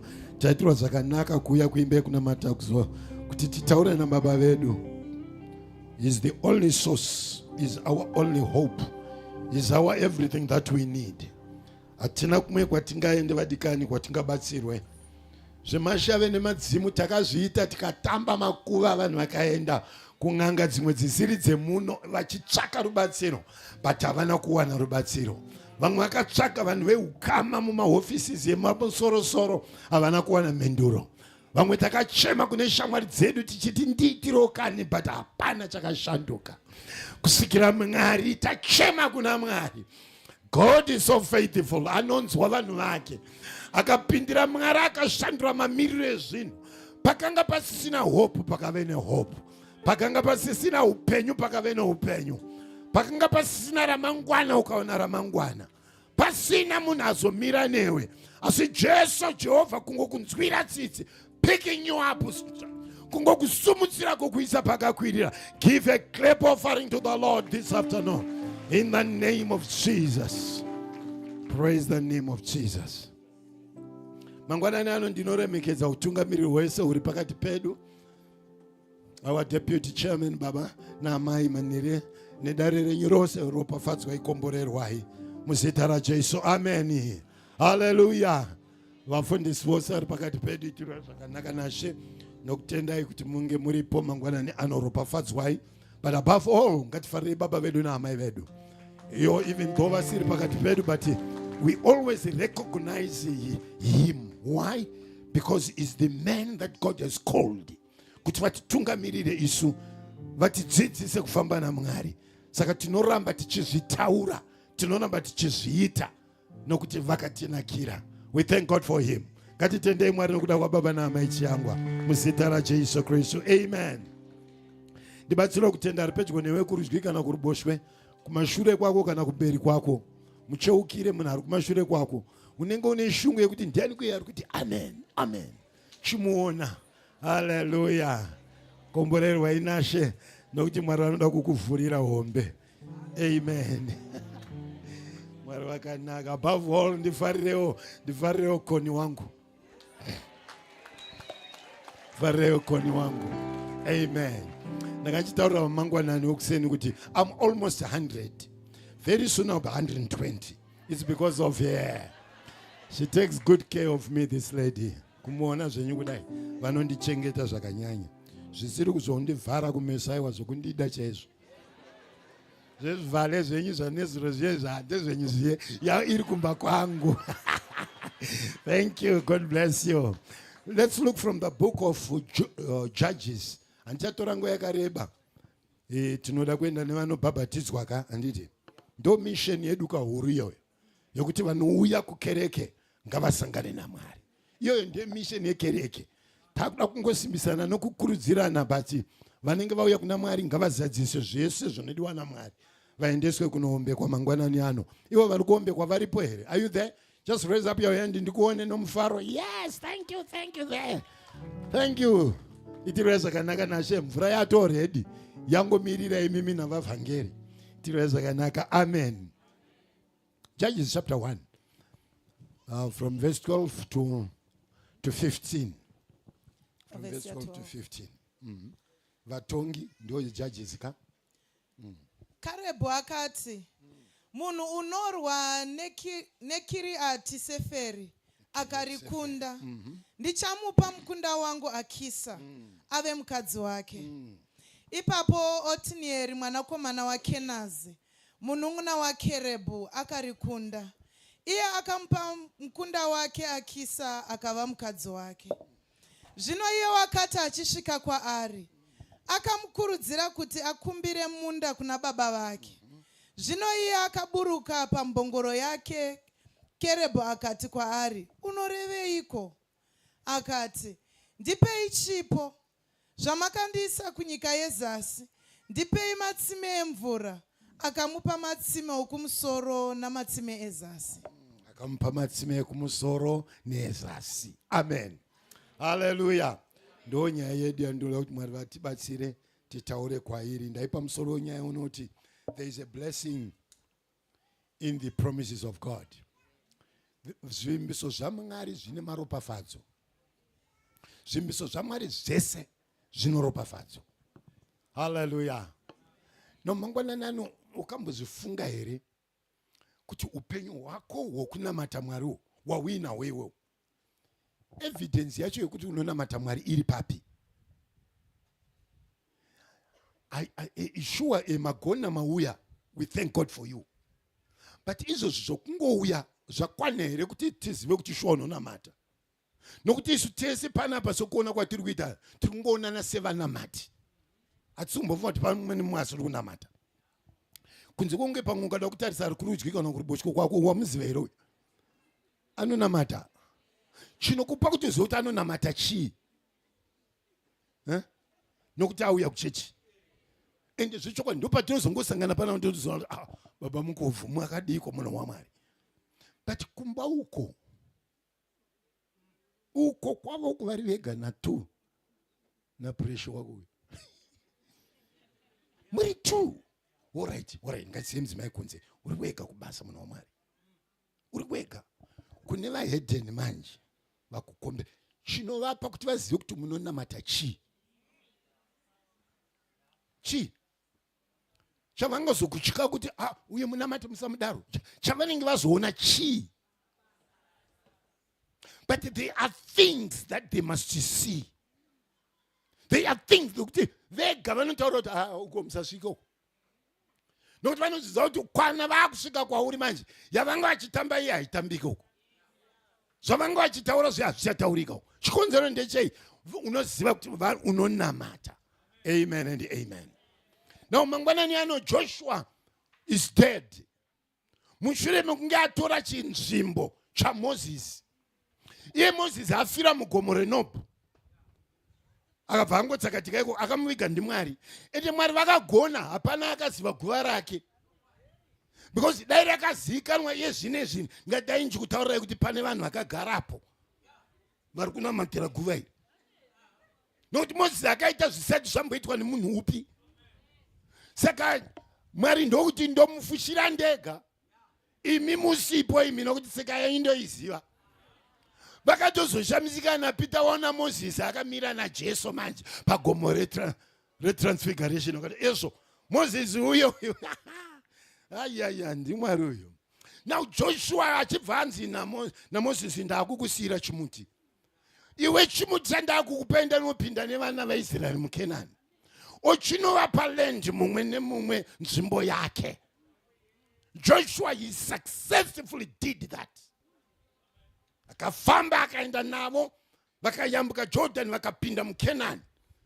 Joshua akatanga kuti iwe pako apa, iwe pako apa, iwe pako apa, iwe pako apa. Chiripo ripotyo rufu ruchibva rwamubata. Ndokubva arara. Hapachisina mutungamiriri manje apa saMoses kana Joshua. Vavega vanhu vaIsraeri. Vakubvunzana kuti zvino ndiani anoenda nesu nokuti land yokupozesa yanga isati yapera. Pakanga pachine dzimwe nzvimbo dzaida kutorwa dzati ndiani aitungamira manje kuti andetonopozesa apa. Ndobva pashayiwa munhu.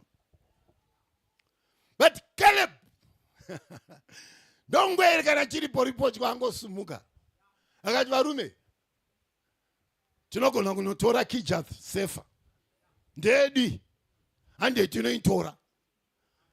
Why is Caleb doing that? Chikonzero Caleb ane nhoroondo yaMwari.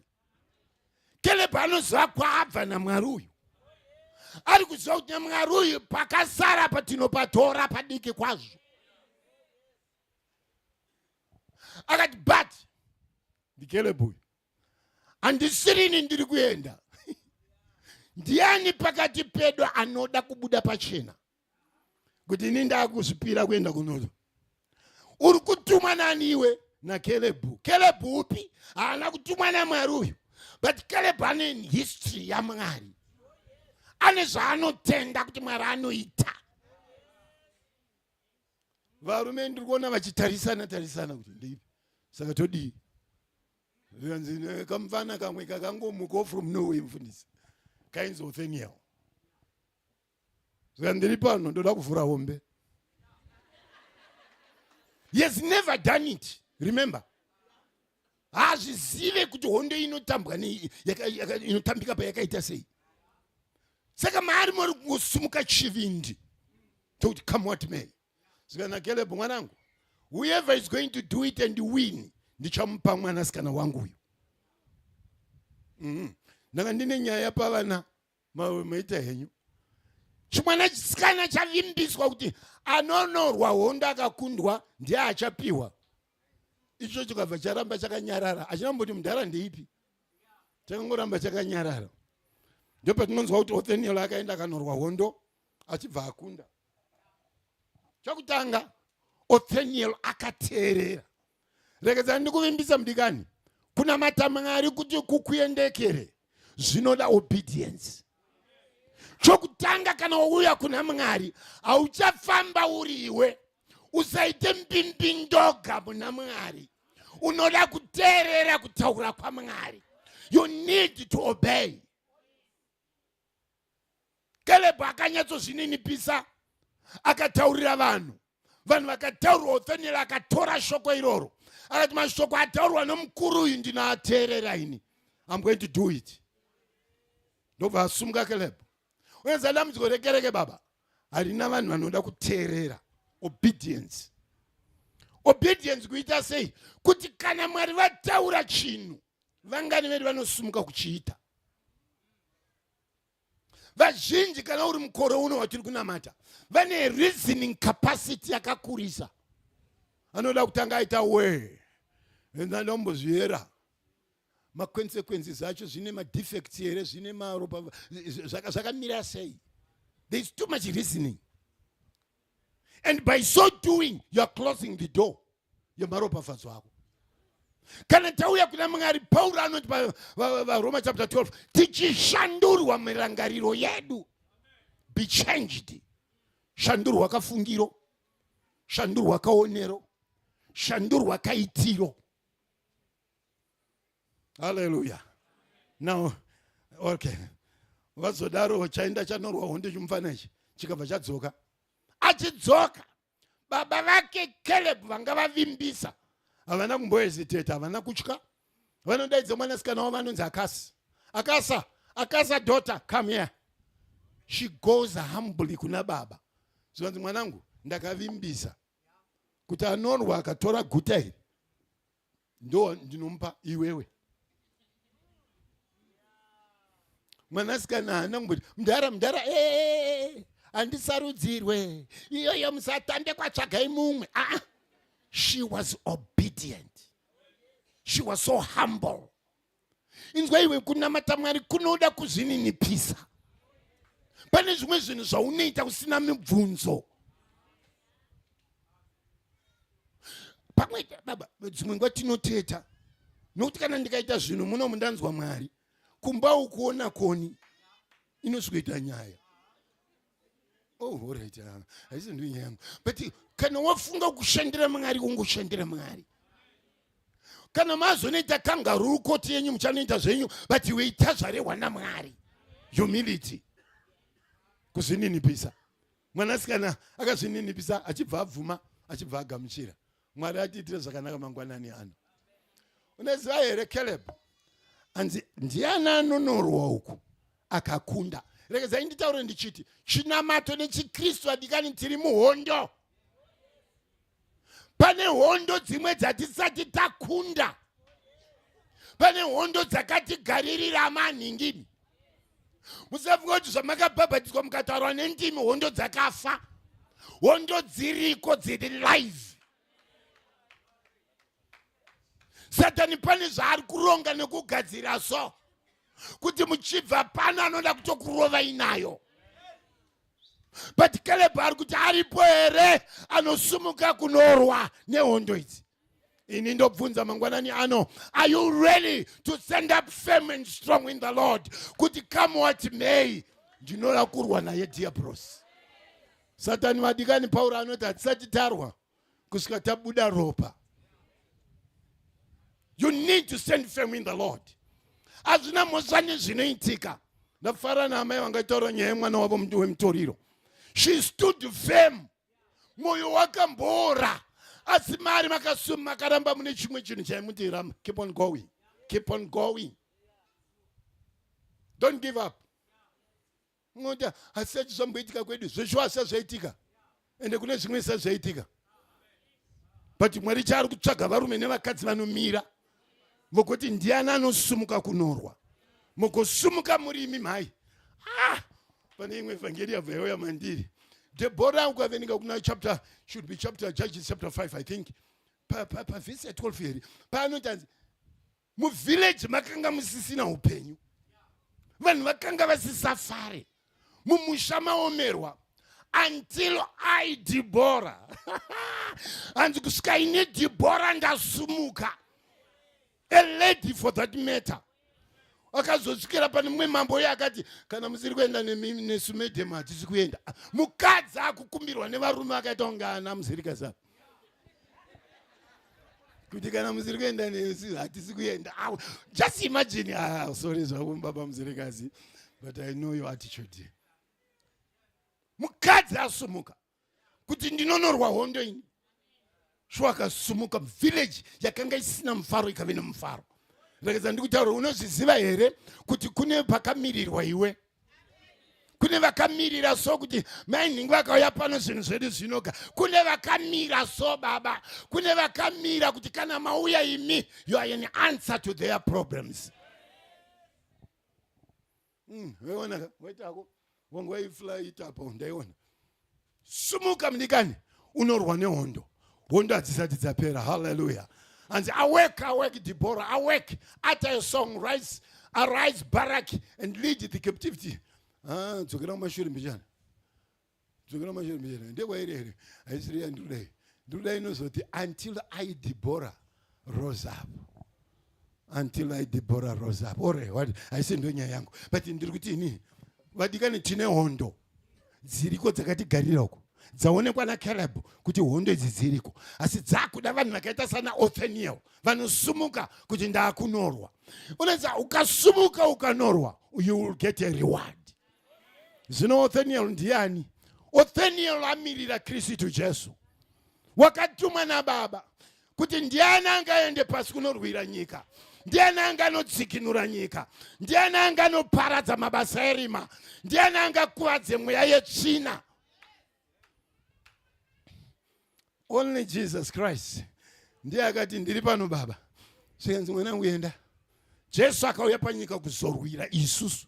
Kuzorwira iwe neni. Arwa Jesu Kristu akakunda. Zvakanaka. Baba akati mwanangu handikusiya wakadaro. I will reward you. Ari kuriwadwa neJesu. Jesu akuriwadwa nekereke. Unoziva here kuti kereke inonzi ndiye mudzimai waJesu Kristu. Oh my God. You don't see the revelation. But Jesu Kristu kuuya kwake arwa hondo. Baba vakamupa kereke kuti ave mudzimai wake. You belong to Jesus. Uri mudzimai waJesu iwe. Jesu akakutarisa so vanoda kukupfekedza.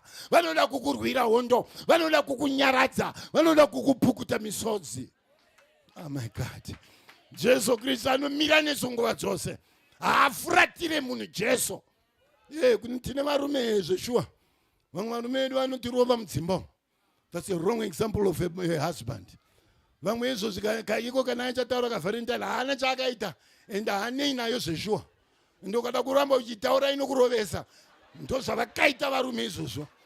But not with my Jesus. Not with my Jesus.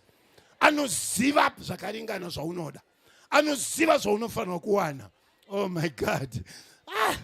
Neil, I'm trying to rush with the time. But Jesus waita say wapiwa mwana. Ndipe Ephesians chapter 5. Unzwe zvandikutaura. Ephesians chapter 5 verse 22. Inoti kuti Ephesians chapter 5 verse 22. Verse 22. Imi vakadzi. Muzviise pasi pevarume venyu chaivo. Chokwadi handei? Sezvamunoita kuna She. Sezvamunoita kuna Jesu handei? Nokuti murume musoro womukadzi. Right, murume musoro womukadzi handei. SaKristu womusoro wekereke. Iye amene ndiye muponesi womuviri. Asi kereke sezvairi pasi paKristu. Vakadzi ngavadaro pazvinhu zvose kuvarume vavo. Yes, handei verse 25. Imi varume.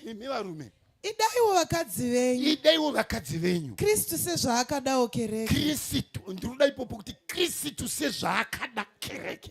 Akazvipa nokuda kwayo. Ndobva azvipa Kristu kukereke. Kuti aite tsvene.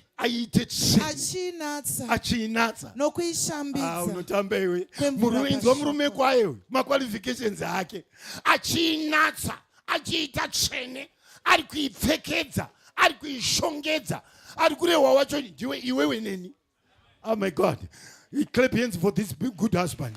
Ndiye murume wedu tese Jesu Kristu. Murume wekereke ane hanyanga nayo. ane shungu naye kuona ichibudirira, ane shungu naye kuona ichifamba in the dark kingdom. Kereke ya Jesu achidada nayo so. Baba wachiti mwanangu ndakakupa mudzimai wako. Sezvakaita Caleb akapa mudzimai wake kuna Othniel. Oh my God. Jesu Kristu wadikani takamupiwa kuti nyaradza. Takamupiwa kupukuta misodzi. Unaweza kana uri mukadzi ukadangoramba uchema mumba murume anotaura imi kuchema kwenyu kunopera nguva. But Jesu adaro anopukuta misodzi. Anokupukuta misodzi. Mapukutiro acho ndokuti anokupa mhinduro yezvauri kuda. Ambokushereredza aiwa kuti aiwe ndakakutora wakaonda iwewe, ndakakutora usina chini iwewe, pasina unofanira kunditenda heni. Kuna vanobhosha kudaroka kuti uri pasi pangu apa. Chokwadi, alright, itai henyu zvamunoita kudzimba dzenyu, but ndinoda murume anonzi Jesu. Ayayaya, muomberere Jesu kani. Jesu anokuda nemwoyo wese. Jesu anovimba newe. Chinzwa unzwe. Ndokubva zvanzi naOthniel kune mudzimai wake. Zvikanzi inzwa ka madam, inzwa ka darling, inzwa ka honey. Enda kuna baba ukumbire zvakare mvura. Pakanga apiwa, pakabva apiwa neland munda wake. But munda waakapiwa manje wakanga usina mvura. Uzazva zviri ngoreva nzvokureva chiKristu chiri dry. Yesu shuwa makatendeuka. Mamumba ya Mwari. Aiwa tiri kukuona kuimba, maakuimbawo. Kana kuombera muri kuombera. But muri kurarama mu dry land. Very dry. Kana mapedza kuombera mozodi. Nokuti tinozokuona iri maakumba macho kana achataura kuye. Hasha dzenyu. Maitire enyu nematriitire enyu amunoita vana kana mukadzi kana hama. Kana muKristu muhedheni adaro. Vahedheni vanotokwenyana kuti hanzi anoenda kuchechi but ini ndiri nani. Ari kurewa ndiwe. You are so harsh and so hard. Uri kurarama mu dry land. Saka Othniel ndokuti kumudzimai enda kuna baba. Oh my God. Enda kuna baba. Baba vako vati ndiri kudawo mvura. Ayayayaya. Ndiri kudawo mvura. Baby rinotika living water. Baba vakati mwanangu mvura ndinokupa. Ndichakupa mvura ye the upper springs and the lower springs. Reshona noti kudipa. Akapiwa mvura ye matsime ekumusoro. Anzichi pakanzi. Just listen. Pakanzi kudia. Verse 15. Akati ndipei chipo zvamakandisa kunyika yezasi. Give me a blessing. Baba vakanga vavimbisaka. Handiti kuna Othniel kuti anenge aita zvese ndinomupa. But mwana akufurira mberi kuti ndiri kuda another blessing. Muzvivimbiso zvababa muye mune ropafadzo. Zvikanzi chiita sei mwanangu? Ndiri kuda kuita sei? Ndipeiwo matsime emvura. Ayayayaya. Ndipeiwo matsime emvura. Ndipeiwo matsime emvura baba. Land yamakandipa iri dry. Ndipeiwo matsime emvura. Varimi vese vanoshamisira kurima ava imvura. Kana kusina mvura hatimbovaona vachizomira ana muzirikadzi ndio mafamazi amazvano kana ana baba nzou. Akamupa matsime okumusoro namatsime ezasi. Baba vedu vaiva ndataura havanyime. Ndokubva vamupa matsime ekumusoro nematsime ezasi. Mwanangu, matsime ekumusoro ndako, ekuzasi ndako. Chiri kutaurwa nababa pachi. Matsime ari kumirire upper springs. Vadikani ndinzwei. Kana munhu amuna Kristu chachisikwa chitsva. Zvakare zvapfuura. Tarira zvose zvazvitsva. John chapter 1 verse 12. Asi vose vakamugamuchira akavapa simba kuti vanzi vana vaMwari. Chinzwa unzwe. Kana wamwana waMwari, you have a direct right to inherit zvababa. Kana wamwana wababa, you une DNA ya baba. Ndakumutaura DNA. Saka tese takauya muna Kristu Jesu. Ndokubva tapiwa land, takapiwa chiKristu. Handitika, tikapiwa salvation. But baba vedu vanao tipfurire mberi, tipinde muma Upper Springs. Ma-Upper Springs akumirirei baba. Ma-Upper Springs akumirira the spiritual blessings. Zvinowanikwa mumweya mutsvene waMwari. Zvisingabve mukutaura nemukugona kwemunhu, asi zvinobva mushungu nerudo rwaMwari baba. Ma-Springs, matsime ekudenga. Unoziva kana tsime rekudenga razarurwa, rikakuzarurirwa so, zvakanakira matsime ekudenga. Kana razarurwa, unoshandurwa mafungiro. Kana mvura yekudenga yakuyerera, unoshandurwa maonero. Kana mvura yekudenga yauya paupenyu hwako, unoshandurwa kaitiro. Behavior yako inochinja. Chikonzero you have received the spiritual blessing. Matsime ekudenga vadikani ndemwe ya mutsvene. Oh my God. Romans chapter 8 verse 14. Chapter 8 verse 14. For as many as are led by the Spirit, they are the sons of God. Kana matsime ekudenga azarurwa mdikani, hauchafamba iwe nechikoro chako. Kuenda kuchikoro kwakanaka. Hauchafamba iwe nechikwama chako chebusiness chemari. Kuita mari kwakanaka. Hakuna kuipa mandinzwa zvakanaka. But chakudiwa kuchikoro nekubusiness nekumhuri. Chakudiwa that Spirit of God. Tungamirwa na mweya iwe. Ukatungamirwa na mweya, you will never go wrong. Verenga inyu mama. Nokuti vose vanotungamirirwa nomweya waMwari. Yes, ndamwana waMwari ke. Ndivo vana vaMwari. Ndivo vana vaMwari. Ma-Upper Springs vana amai nana baba ari kumirira mweya mutsvene ukutungamirire. Munotungamirirwa nanini?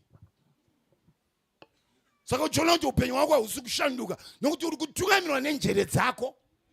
Paulo obva ati pachapter 12 yaRoma, tichishandurwa murangariro wedu, tirege kuenzaniswa nenyika.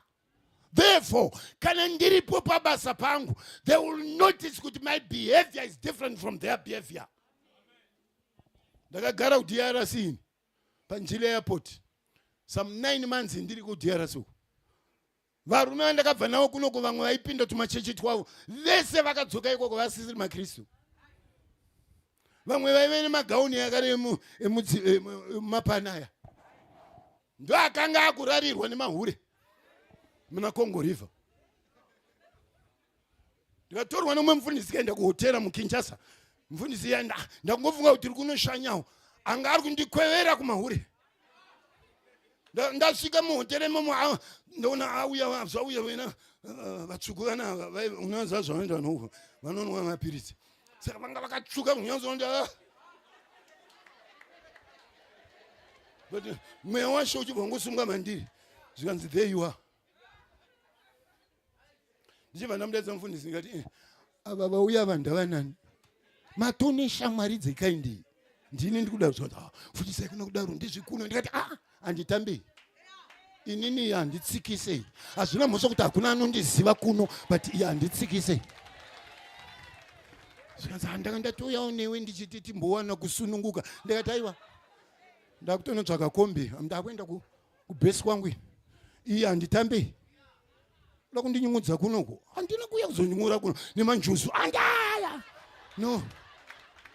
Chikonzero vanotungamirwa nemweya ndivo vana vaMwari. Saka izvo zvinokuchengeta uri wega. Pasina anokuziva. Kana uchitungamirwa nemweya waMwari unoramba chivi wega. Haurambirwe nechechi, haurambirwe neshamwari. Wega unoti zvandidi wezvi. Unoramba wega nokuti unotungamirwa nemweya mutsvene. Saka kereke yaMwari kana ichitungamirwa nemweya mutsvene haite varume nevakadzi vanohura. I'm sorry kuti ndirambe ndichidzongera mashoko ewayo baba. Zvikanzi nemumwe mufundisi wangu shamwari yangu. Zvikanzi shuwa tiite kereke baba ine vanhu vanomitiswa uko. Vouya nenhumbu dzavo muchechi. Tovagamuchira nokuti ane nhumbu. Ana amai ava votonoita kuti ndinoda kuita baby shower. Muchiitira mwana akahura. oitira baby shower munhu akanohura munguti ako zvinoonekwa muvanhu noti vanotungamirwa nemweya waMwari.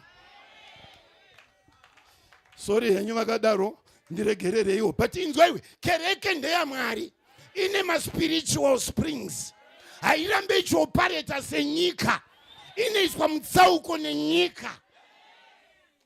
There's difference. Kana ukasandifarira hako handine nazvo, but ndiringoti inini ukanohura ukoko yaneka mwana kako akaitirwe baby shower yaniko yakahuriwa mwana ana mhosva mundiregerere yei nyaya iri kuramba idzoka inda, but ndiringoti inini tavana vaMwari, tinotungamirwa nemweya waMwari, tinofambiswa naMwari, zvinhu zvedu tinoita tichitya Mwari. Saka kana ndiri ndega uko ndinotya Mwari, handityi vanhu aiwa, ndinotya Mwari.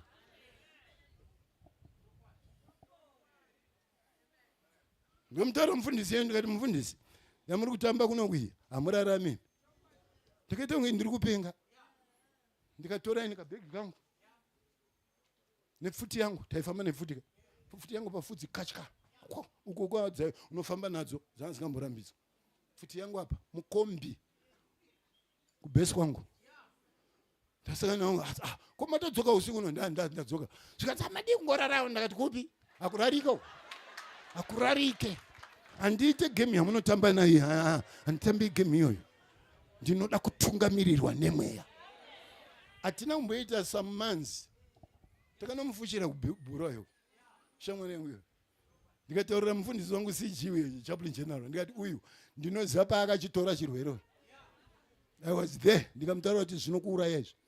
Akandifungira kuti ndine vakawanda vandakataura kuti iwe uchapenga. Akapenga zveshuwa. Akatiza imba akaenda kuEpworth uko.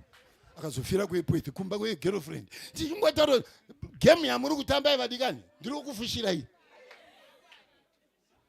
Mapuranga uda kuziita mutsvene, ndakati handisi mutsvene, inyasha chete, but ndingoti inini chenjerai mafambiro enyaya. Kana watombodaidzwa naMwari muna Mwari, wawanirwa nyasha, chirega kuita abuse nyasha. Asi ndo nyaya yangu. Ephesians chapter 1 verse 3 inoti kuti ndiri kuti inini mangwanani ano, iwe wakadiwa naMwari, uri kereke yaMwari. Ende unza zvakanakira Mwari, chandimudira baba, hanina nezuro wako. Chimbo chenyu chiyechi, hanina nezuro. Zvechiwa nezuro makakanya. Nezuro, kana mwana makarasa imi, makatobvisa dzimwe nhumbu. Tozviziva mumweya. But zvakanakira Mwari ukauya ukachema kwaari. Ukati Mwari nzira yandichaida iyi. Iye ane simba rokukuitira zvakanaka. Inzwaka iwe ndiri kutaura nyaya yaniko naimufundisi. Handisi kutaura nyaya yaRakabhi here. Rakabhi ainzi chaive chifeve. But aona vanhu vaMwari ndokuvagamuchira. Ndokupinda navo mumbaka, vanhu vaMwari vakamutaurira mashoko aMwari. Akaona kuti ava varume ava they are different from other men. But Mwari anobva ati iwewe pachazoparadza Jeriko iwe haufe. Chifeve chebakoko chakaponeswa nekutendeuka. Inzwai mudikani, ukabvuma mhosva dzako pamberi paMwari, ukabvuma zvaunotadza. Ndafara pane vamwe mai vauya nezvinhu zvavo zvangaitaurwa nasekretari zvikapiswa. Hanzi mandiri ndine botso, ndine dambudziko, handichada zvinhu izvi zvanditambudza nguva yakareba zvinhu izvi. Vega inzwaiwe ari kutaura mavara haasi mufundisi, ndiMwari, kuti kana ukaramba uri apa zvinokuparadza izvi. But ndipo unoramba wakaruma muromo wepasi. Zvinongowanika ava vachembera kava vakatombotamba ujaya zvatitambe, anofa ndiwe. Yesu ari kuti vachembera unotisiya. Tikakufushira usati wambosvika kana pa40 years of age. Chikonzero vese vanosingatumirwa nemweya waMwari upenzi. Asi kana uchingamirwa naMwari unoitwa zvakanaka. Anzichi verse 1 verse 3 yachichi, ngavongwe Mwari nababa vashe wedu Jesu Kristu. Tiri kutaura pamusoro pema-upper springs, matsime ekumusoro kwakakwirira. Ngavongwe Mwari akaita sei? Ngavongwe Mwari nababa vashe wedu Jesu Kristu. Vanoita sei? Wakatiropafadza nokuropafadza kwose kwomweya. Vakatiropafadza nokuropafadza kwose kwomweya. kudenga muna Kristu. Aha, rechirungu rinobva riti, who hath blessed us with all spiritual blessings in heavenly places in Christ Jesus. Inzwe kereke yakakomborerwa. Ari kunzi kereke wacho ndiwe iwewe neni. Takakomborerwa naamai, takakomborerwa vana baba, takaropafadzwa. Mwari vari kutiisa maropafadzo pamafudzi edu apa. But the church is not aware of their blessings. Mune ropafadzo mai, mune ropafadzo hanzvadzi, mune ropafadzo kutambisa muiri wenyu kwamuri kuita ndimi zvenyu, but pane ane ropafadzo nemi. NdiJesu Kristu. Ngakudzwe Mwari. Anokudai zuva rimwe nerimwe. Akakupai matsime akakwirira. Uza kana wakunwa patsime rakakwirira, you become different. Watono mutsauko nevazhinji. Watono mutsauko neshamwari dzako. Matsime akakwirira namai anokupai upenyu hwakapfava. Anokupai upenyu hwakakomborerwa. Mvura mhenyu ichingoerera. Oh my God. Ndinoda kavhesi kaike kamufundisi Chengo baba. Chapter 7 ya John. Chapter 7. Chapter 7 ya John. Verse 37 and 38 I think. Noti kudi. Mufundisi Chengo akaiparidza maridzo iyi. Nanasi inotenderera mandiri. Inzwanzwe zvanziswa zvinoreva zvanzi kudi. Zvino nezuva rekupedzisira. In the last day, the great day of the feast. Zuva guru romutambo. Jesu akamira akadanidzira akati. Jesus stood and cried saying, ani nani kana ane nyota ngauye kwandiri amwe. If any man thirst, let him come unto me and drink. Unotenda kwandiri sezvo zvakarehwa norugwaro. Nzizi dzemvura mhenyu dzichayerera dzichibva mukati make. Inzwewe kana wamuna Kristu wakatenda kuna Kristu Jesu pane hova dzemvura mhenyu dzinoyerera so kubva mauri. Mvura iri kurehwa isi iyo mutepi. Pane mvura youpenyu unoendeka, a system yokuti you operate in so. Maitiro ako nemanzwiro ako nemararamiro ako ndemvura mhenyu non-stop inoramba ichierera, saka haustope kutapirirwa naMwari. Your life is never going to be the same. Wakunzwa mvura mhenyu yechinamato. Oh my God. Mvura inokuitira zvakanaka kuti paunoomerwa mvura mhenyu inongouya ichinyorovesa. Paunoshaiwa nzere mvura mhenyu inoendesa newe pane njere.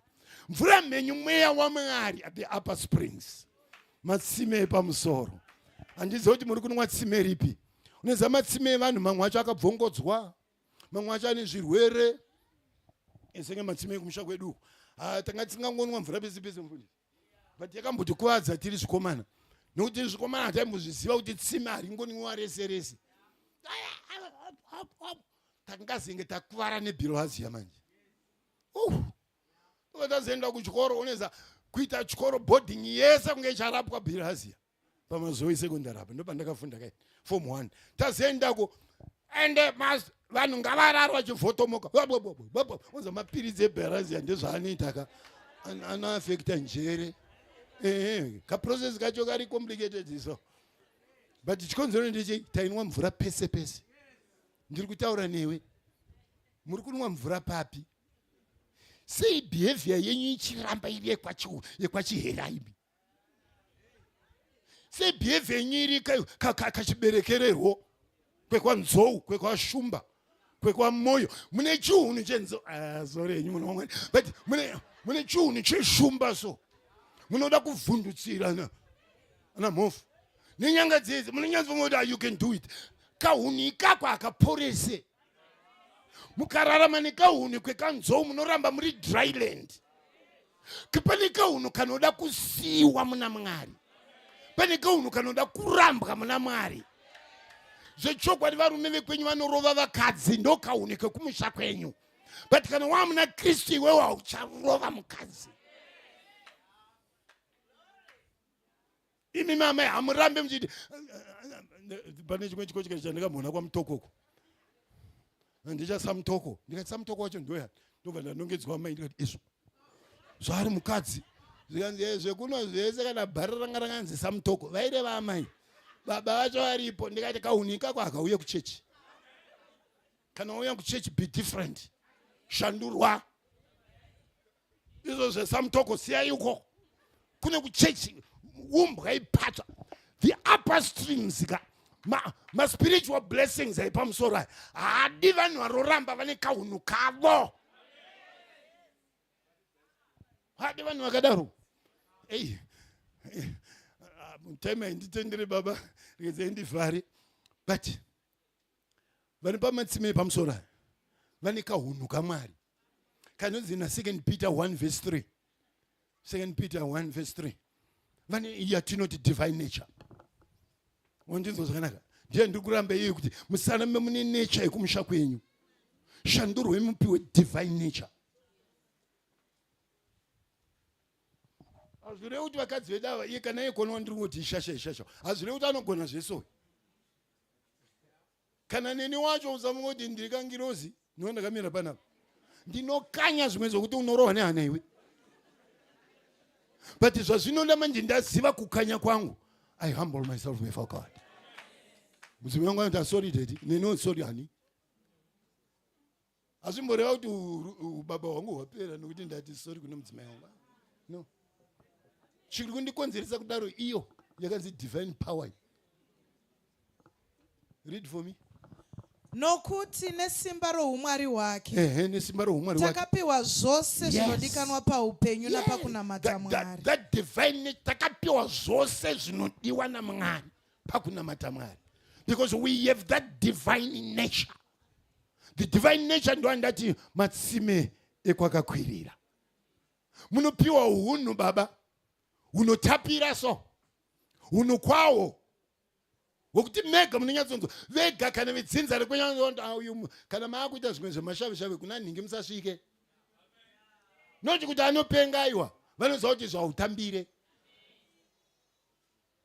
capability yacho iripo kana iri mari vanoda unogona kuvapa but iwo wakati izvozvo handichagoverana nazvo nemari yako unoti akwete ende munite enyu makuvenyu ndisiye nerugare saka ngoti vanokuvenga vanoziva kuti uyu akasiyana nesu. Unozoona one by one vachisova mudhara unoziva kuti takatanzina ningi mudhara unoziva kuti takatanzina ningi chii chakuitika vanoziva kuti mauri mune divine nature iwe uchivapa mhinduro vachibatsirika. Vadikani ndingapfuurire mberi wazoita mwanangu ndingapfuurire mberi ndikataura zvakawanda but rekezai tidzokere kumatsime ekuzasi. I'll conclude ndago vakapiwa matsime ekwakakwirira nematsime ekupi aya matsime ekuzasi ari kumirira chiyai ari kupiwa kaakasa hande muninzwa musakanganwa kuti akasa ndiye mudzimai ari kupiwa zvinhu izvi ende mudzimai wacho achimirira isusu kereke ndiye mudzimai waJesu. Kereke iri kupiwa matsime ekwakakwirira nekwakadzikira. Just in short, matsime ekuzasi anomirira mufundisi. Matsime ekuzasi anomirira kaitiro kenyu, behavior, your morals. Matsime ekuzasi anomirira environment kwamunogara. Matsime ezasi matsime ezasi anomirira maitiro enyu kana muri pane vahedheni. Vanokuonai sei matsime ezasi. Ndiye akanzi naJesu pana Matthew chapter 25. I think zvira pa verse 40 I think. Jesu akutaura ndongutaura pamusoro pamatsime epazasi then I'll close. Matsime epazasi amai akumirira zvamunoita mushure mekunge mabva muno muchechi.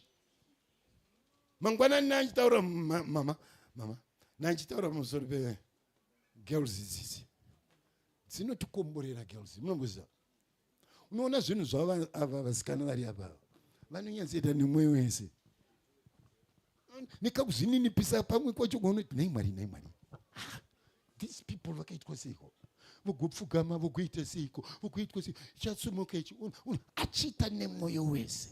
We love that. It's a blessing wanamai. Don't give up. But iyoyo ndio inonzi upper spring. Kulower spring imimi kana maakumba maamega zvamunenge muchipfugama apa ndio zvamunoita.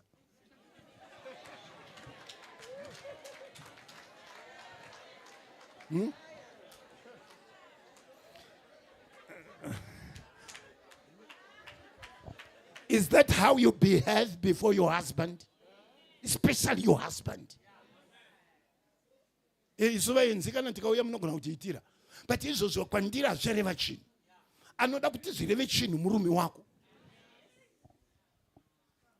Munhu kana hama dzako dzoda kunyatsoona kuti zvishwa kana vachibika mapureti vauya kumusha zvezvi kana vachisuka mapureti vari kuzviita nemwoyo wese here.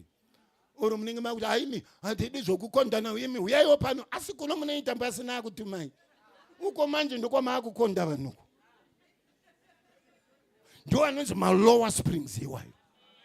Ikoko manje kana mai ikoko manje munoona vasina kupfeka, vasina kudya, vasina vane nzara. What do you do about it? Sure tinokuona ipepe isu towards Christmas matipa ka package kakanaka mai na baba mapura katakutendai ne sorry hansi kuparidza imi michete ndikuya mai manje mandinzwa but I'm giving you as an example. Tinofara muchitipa tuzvipo twamunotipa tuyoto. Tumwe tinenge tine makeke tingida kudya kumba kwedu nadzimai kuti tichiseka kuti hey and madzimai anoshereketwa vada kuti kwadza neshuga naika but tichifara zvedu tichinakirwa zvedu nokudya which is not bad. Ko kana mauko vangani vamakapa zvekudya vamakaona vane nzara. Ndo ma-lower springs manje. Vangani vamakati iwe uya kumba kwangu wodropi tsvaga wodhirezera unokwana. Vangani vamakaitira imi mushure mengue mabva pano pachechi aiwa mvura totengerana. Kana parika ako kamusika kimwana wangu anonzani uyu iko kuye ndinobva ndaona Simba uya nekokokora mufundisi ndati munwe drink. Thank you so much Simba. But kana ndazobva muno muyadhu wow koko vahedhenoko vangani vawakatengera. That's where chikristu chako pachinoonekwa. Ndepavanoona kuti uyu munhu akasiyana nesuyu. Manga magadzirirwa zvokunodya palunch baba magadzirirwa kuenda kubasa. Mazosvika kubasa mazoona vamwe vari kungokorobha miromo nerurimi havana chavauya nacho. Imi mune lunch box yakazara. Kumadii kumudaidza kuti uya pano nongo chipisi umu. Ndo chikristu mufunge kwete kuti iwe unojaira uda kucheketwa nehazima yangu. Atidaro mukunamata Mwari. Atidaro mukunamata Mwari. Mukunamata Mwari tine hanya nemumwe. Outside these premises unosongona mumwe mfundisi makadi tazosangana tengai drink. Asingandizive ndamuzwa kuti muri mufundisi makadi toraiwo bhanzi apa. Tazotorawo bhanzi ndadya. Uyu munhu uyu anzwa ufundisi wangu. But ufundisi wangu inini haubudi nekuti ndadya bhanzi. Ufundisi wangu unobuda ne how I conduct myself after ndadya. Enzwa Jesu aitaura anoti kuti Ishe uchapindura achiti kwavari. Jesu akupindura kune vanhu vekuchechi. Zviro kwazvo ndinoti kwamuri. Zviro kwazvo ndinoti kwamuri imimi vaenda kuchechi imimi. Pamakazviitira mumwe wavaduku vehama dzangu. Pane zvamaita ka makazviitireni. Right papi. Hande vobva vabvunza. Zvino uchati kuna vari kuruboshwe. Kune vamwe vari kuruboshwe. Vari kuboshwe ndema vari kuchechi. Inzwa zvavari kuitwa. Ibvai kwandiri imi makatukwa. Imi makatukwa. Muende kumoto usingaperi. Endai kumoto. Wakagadzirirwa dhiabhorosi navatumwa vanhu. Nechikonzero chei? Nokuti ndanga ndiine nzara mukasandipa chokudya. Hamuna kundipa chokudya. Ndakanga ndiine nyota. Ndakanga ndiine nyota. Mukasandipa chokunwa. Hamuna chokunwa. Ndakanga ndiri mweni. Mukasandigamuchira ndisine nguo. Mukasandipfekedza. Vangani vakauya kumba kwenyu vamakapa mabhurangeti. Bhuru wenyu chaiwo makati ndimupe gumbeze rangu rakabva ku UK. Aiwa. Iwe kamura magumbeza ako echimwana ichi. Iwe ndamuda kuti avugwe nababa mudiki. Asire kuDubai munaro zvenyu. Makandiona ndisina chokufuka. Hamuna kundifukidza. Zvino baba mudiki vangazive sei kuti chokwadi mai guru munonamata. Kana mimi muchiita nomutsarura nerupanga. Vangazive sei kuti muri muKristu. Imi muchienda kunotenga kuChina uko. Mukoya makazadza zveshuwa matroko. Hama dzenyu dzauya hamuna wamunombotiwo atorawo iyi. Zvese ndezvemari. Ndezvemari. Kana munoipa nemutoda baba mudiki tondibhadharai. anga Jesu ari kuti makandiona ndisina kupfeka, imimi maigona kundipfekedza. Iyeyo hama yenyu iyo isingazive Mwari inozoziva sei kuti muri Mwari imi musingagoni kubvisa zvimwe zvokumupa? Anoziva sei? Ndotaura kuseni ndikati vamwe izvozvo mauya nedzimotokari ka muri tu zvenyiwe naadzimai ako muri haleluya Jesu makanaka Jesu, but kumaraini kwenyu kune vanhu vanouya pachichi pano vamusingamboti mhanyai tikuye tiende tese. Makandiona ndisina chokufambisa, hamuna kumbonditakura. Chikristu adikaninzwe, ini ndinoda chikristu iri practical. Mushure mekunge tabva panapa, how do you live? Vangani vanokurevererai chokwadi kuti mai vanonamata kaitiro kenyu kumuri mega uku, musati maenda kuseo grupu.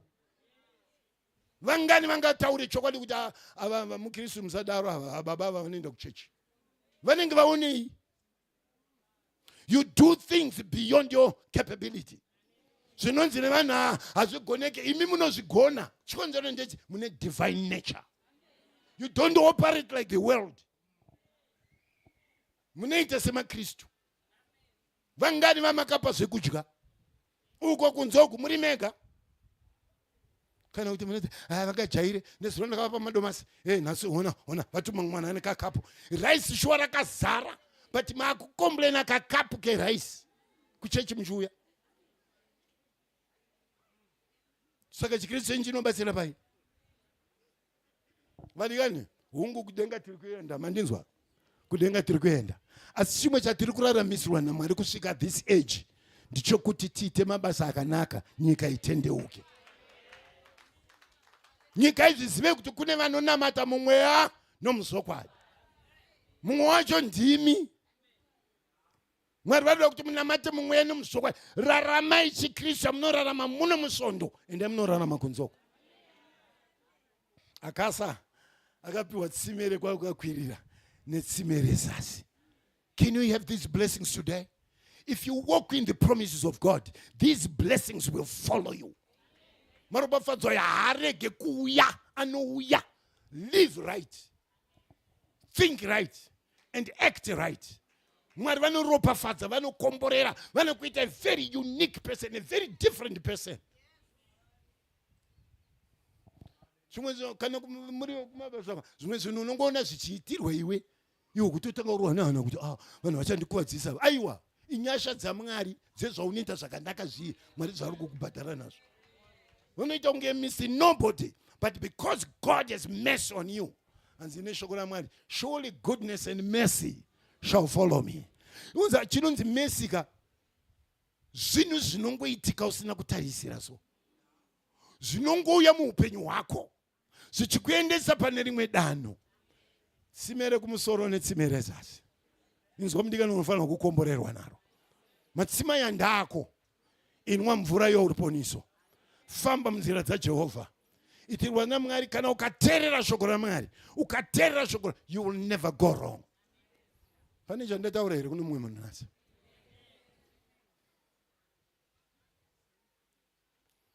Kuseni ndamboti iye munhu wakagarisana naye unomuziva, handimborega kubvunza zvinhu, handimauza kuti mubvunzi mapuranga ndomaitirawo.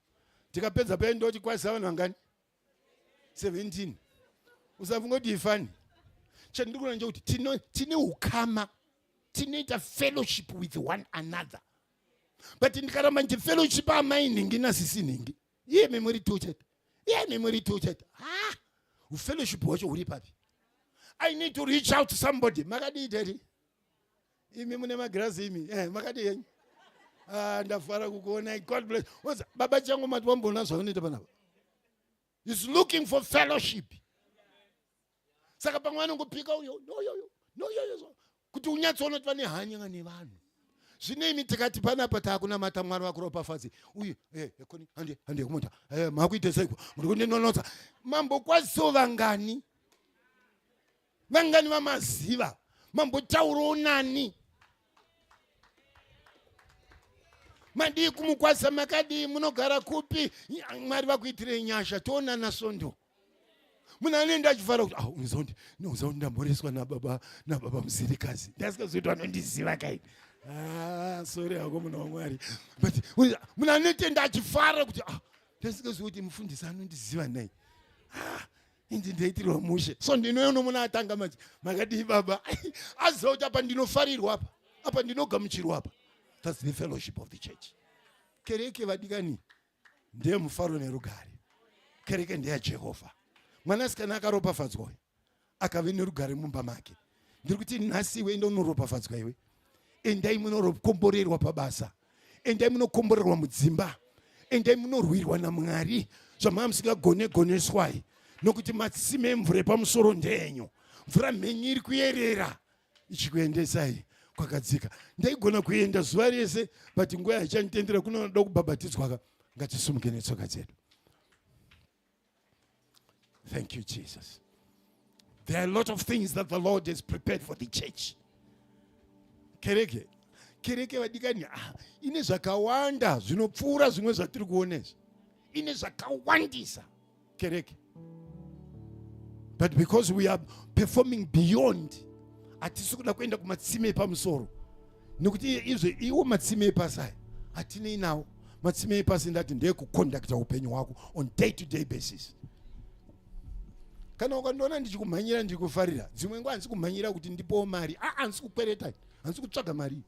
Ndiri kutsvaga rudo rwechinamato. Mandinzwa zvakanaka. Ukandiona ndichikufarira so, hapana chandiri kunyengerera kuti pamwe zvichelawo. Ndine rudo rwaMwari rwakazara mandiri. Runongoda kufarira vanhu sezvinoitwa nababa vedu.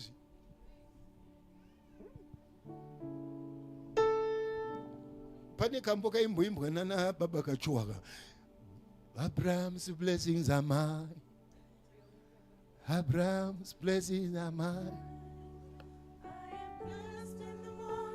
I am blessed in the morning. Abraham's blessings are mine. They are mine. Abraham's blessings are mine. They are mine. Abraham's blessings are mine. I am blessed in the morning, in the evening, yeah. Abraham's blessings are mine. Oh, they are mine. Abraham's blessings are mine. Oh, hallelujah.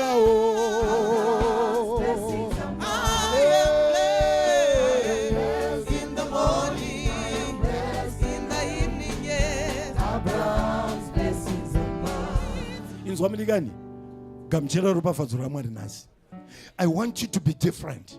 I want you to walk a Christian life yakasiyana nemararamiro waita ku 2025. 2026 ndati mafigures chete angosiyana kokupedzera. Paive na 5 pana 6. And the year 6 uya achabva 15 next year panenge pana 7. But chiri kuchinja ipapo chii? Nokuti iwe wacho hausi kuchinja. Madetsa anongoramba akadaro. But chinofanira kuchinja apo ndiwe. Chinja kaitiro kako nemaonero ako. Nokuti kana wane blessing ya Abraham, rudo rwaMwari runoyerera mauri. Upenyu hwako hunongoendeka so, unoregedza zvinhu zvaMwari zvichingoendeka so. Kana kataurwa nyaya yekuvake uchiburitsa yako mari haurwadziwi nazvo. Unongonzwa kuti I'm doing it for the Lord. Wawasangana nehama iri kutambudzika, I'm doing it for the Lord. Waona asina chokudya, I'm doing it for the Lord. You don't do it because you want to be seen here. You do it because unoda Abraham's blessings. Ndoda kuti masikatani unamate, udaidze Mwari. Uti Mwari ndinodawo matsime epamusoro nematsime epazasi.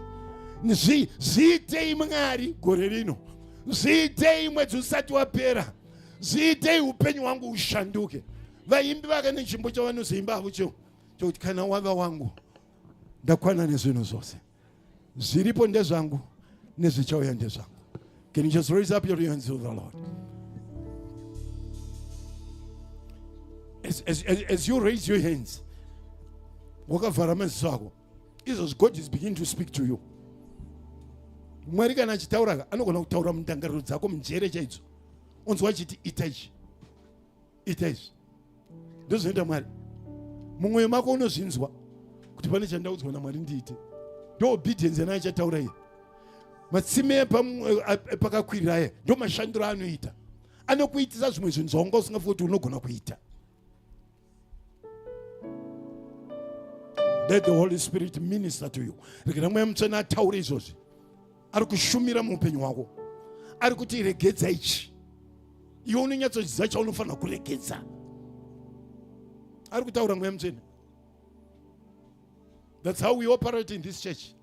Mweya mutsvene wedu ndio watakatsvaka tikamuwana ndiani ngotifambisa nekutiraramisa up to this day.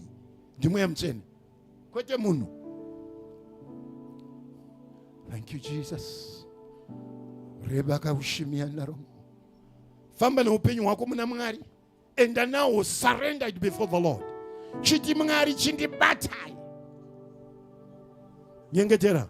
Chitaura mashoko unoda kutaura iwe nemuromo wako. Kana kufugama kana unoda kufamba. But ndoda kupa mukana kuti namata. Daidza Mwari. Iti Mwari ndipewa blessing yenyu. Yakufamba mamuri Mwari. I want this blessing. Blessing iyoyo mudikani inorapa vanorwara. Blessing iyoyo inotakura madambudziko. Zviri kukuchemedza blessing iyoyo inobvisa. Zvakakuremera blessing iyoyo inobvisa. Oh my God. Oh my God. Unongona upenyu hwako uchishanduka. Unzwa nharo dzawakangoinadzo dziye dzakutopera. Zvawaigara zviye wautona zvatoenda. Azviita ndimweya mutsvene. Enda pamberi paMwari ngatinamate. Baba nezita raJesu Kristu. Masikati ano mweya mutsvene. Masikati ano mambo wamadzimambo. Dururai mvura menyu Mwari. Arabakashatariondo. Meriendereveke usuku yata. Mama kietera baka ututu yate. Ereveke usumia. Baba patinoremerwa. Mvura menyu ngaierere. Baba patinomerwa. Mvura menyu ngaierere. Patinoshaiwa njere. Mvura menyu ngaierere. Ama kieteraba. Siku ya toroboke utu. Muriendereveke in Jesus' mighty name. In Jesus' mighty name. We pray. Father, we thank you for transforming our lives. From now onwards, Father, reach out. Gara inesu famba inesu mtsimba dzedu. Mumabasa edu bamwari nepatinogara. Tishumire mzita ra Jesu Kristu. Kana wava wangu Jesu. Akwa zino zose. Zwa kana uchirwara. Kana uti unendambudziko raunaro. Come forward. Mwari vanokusunungura. Itsika yaMwari yokuropafadza vakaremerwa. Itsika yaMwari yokutakura mitoro. Chiripo chiri kukushungurudza. Come forward. My God is faithful. My God is faithful. He's able to do it. He's able to do exceedingly abundantly above all that you ask. In the name of Jesus.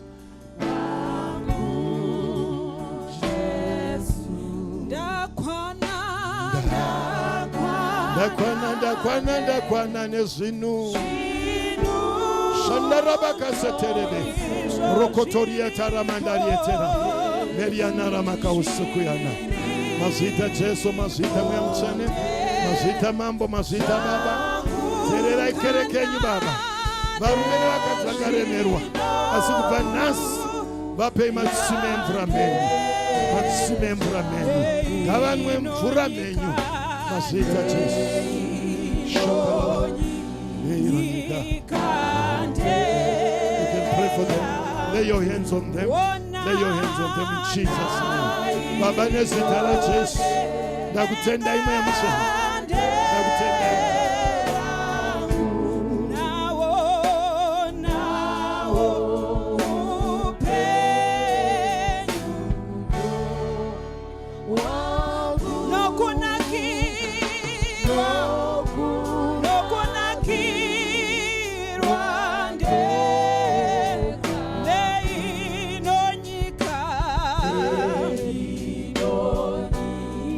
Kande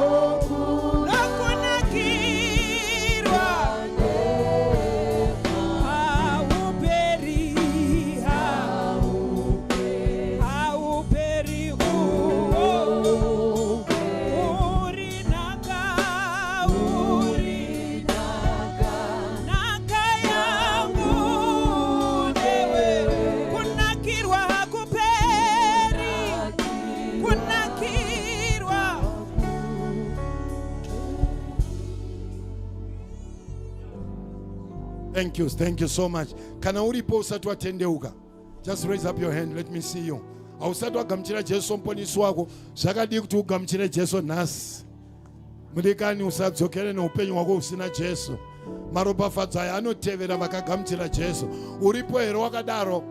Kana pane wamuri kuona mubatsiri afamba uye kuno, just raise up your hand, let me see you. Thank you. Come. Asi ndiye wegayo. Famba neupenyu hwako, uya ugashire Jesu. Uende neupenyu hwakaropafadzwa. Your life will never be the same again. Thank you, my brother. Thank you. Uyemumira. Tinotenda nevari kuuya. Famba mudikani, famba ndinogamuchira kereke honai zvakaitwa naMwari. Kune hama dziri kuti tinozvipira kuna Mwari. Nofara nemi mauya, komborerwai masikati ano nezita raJesu Kristu. Thank you, my brothers. Thank you, vanangu. Tiriwe zvakanaka muzita raJesu. Inzwa mudikani, chinhu chinonyadzisa kuita zvivi, asi kutendeuka ndouchenjeri chaiwo. Saka kana ukatendeuka neupenyu hwako, your life will never be the same. Just raise up your hands, imi mauya. Kereke Mwari batsiranei nehama idzi. I'm going to pray with them. Kuti tivanyengeterere. Titi teirai mashure mwo, mutaura mashoko aya ndiri kutaura pano. Mwakakotamisa chiso chako, wakatsumudza maoko, muti Mwari Baba, ndauya pamberi penyu, ndinobvuma zvivi zvangu, ndinozviramba muna Kristu Jesu. Kubva zvino Mweya Mutsvene, ndibatsirei. Ndinoda kunamata Jesu Kristu mumweya nomuzvokwadi. Nyoraiwo zita rangu mubhuku yenyu yeupenyu. Ndaramba zvakaipa zvose, ndaramba mabasa erima, ndaramba mabasa ewakaipa. Nezita raJesu ndigamuchirei Baba. Kubva zvino nokusingaperi ndave mwana wenyu. Amen. Tinotenda nehama idzi dzauya apo dziri kunyengetererwa kereke. Ngatifarei navo, tipei rwiyo rwekufara nehama idzi dzauya muna Mwari, kereke ichicelebrata muzita raJesu. Tiimbirei tichifara pamwe chete. Tamuwana Jesu, haleluya, oh haleluya. Ini ndamuwana Jesu, haleluya, oh haleluya.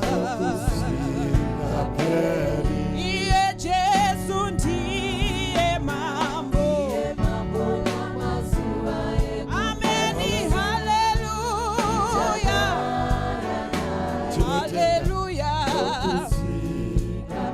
Tinotenda nehama idzi, kereke ngatifarei pamwe chete nadzo muzita raJesu. Thank you, my brothers and sisters. Endai pane makamira pauyo vakatsumudza ruoko avo, munotipa zita neadhiresi kwamunogara. Baba namai chiyamwa ndevaridzi vekereke ino vanoda kukuzivai uko kunamatirai. As I'm going to hand over this time kuna vice chairman wedu kuti vauya vatipedzese, vatipe zviziviso zvakaringana, tiendeswe nerugare. Marapropafadzei. Thank you.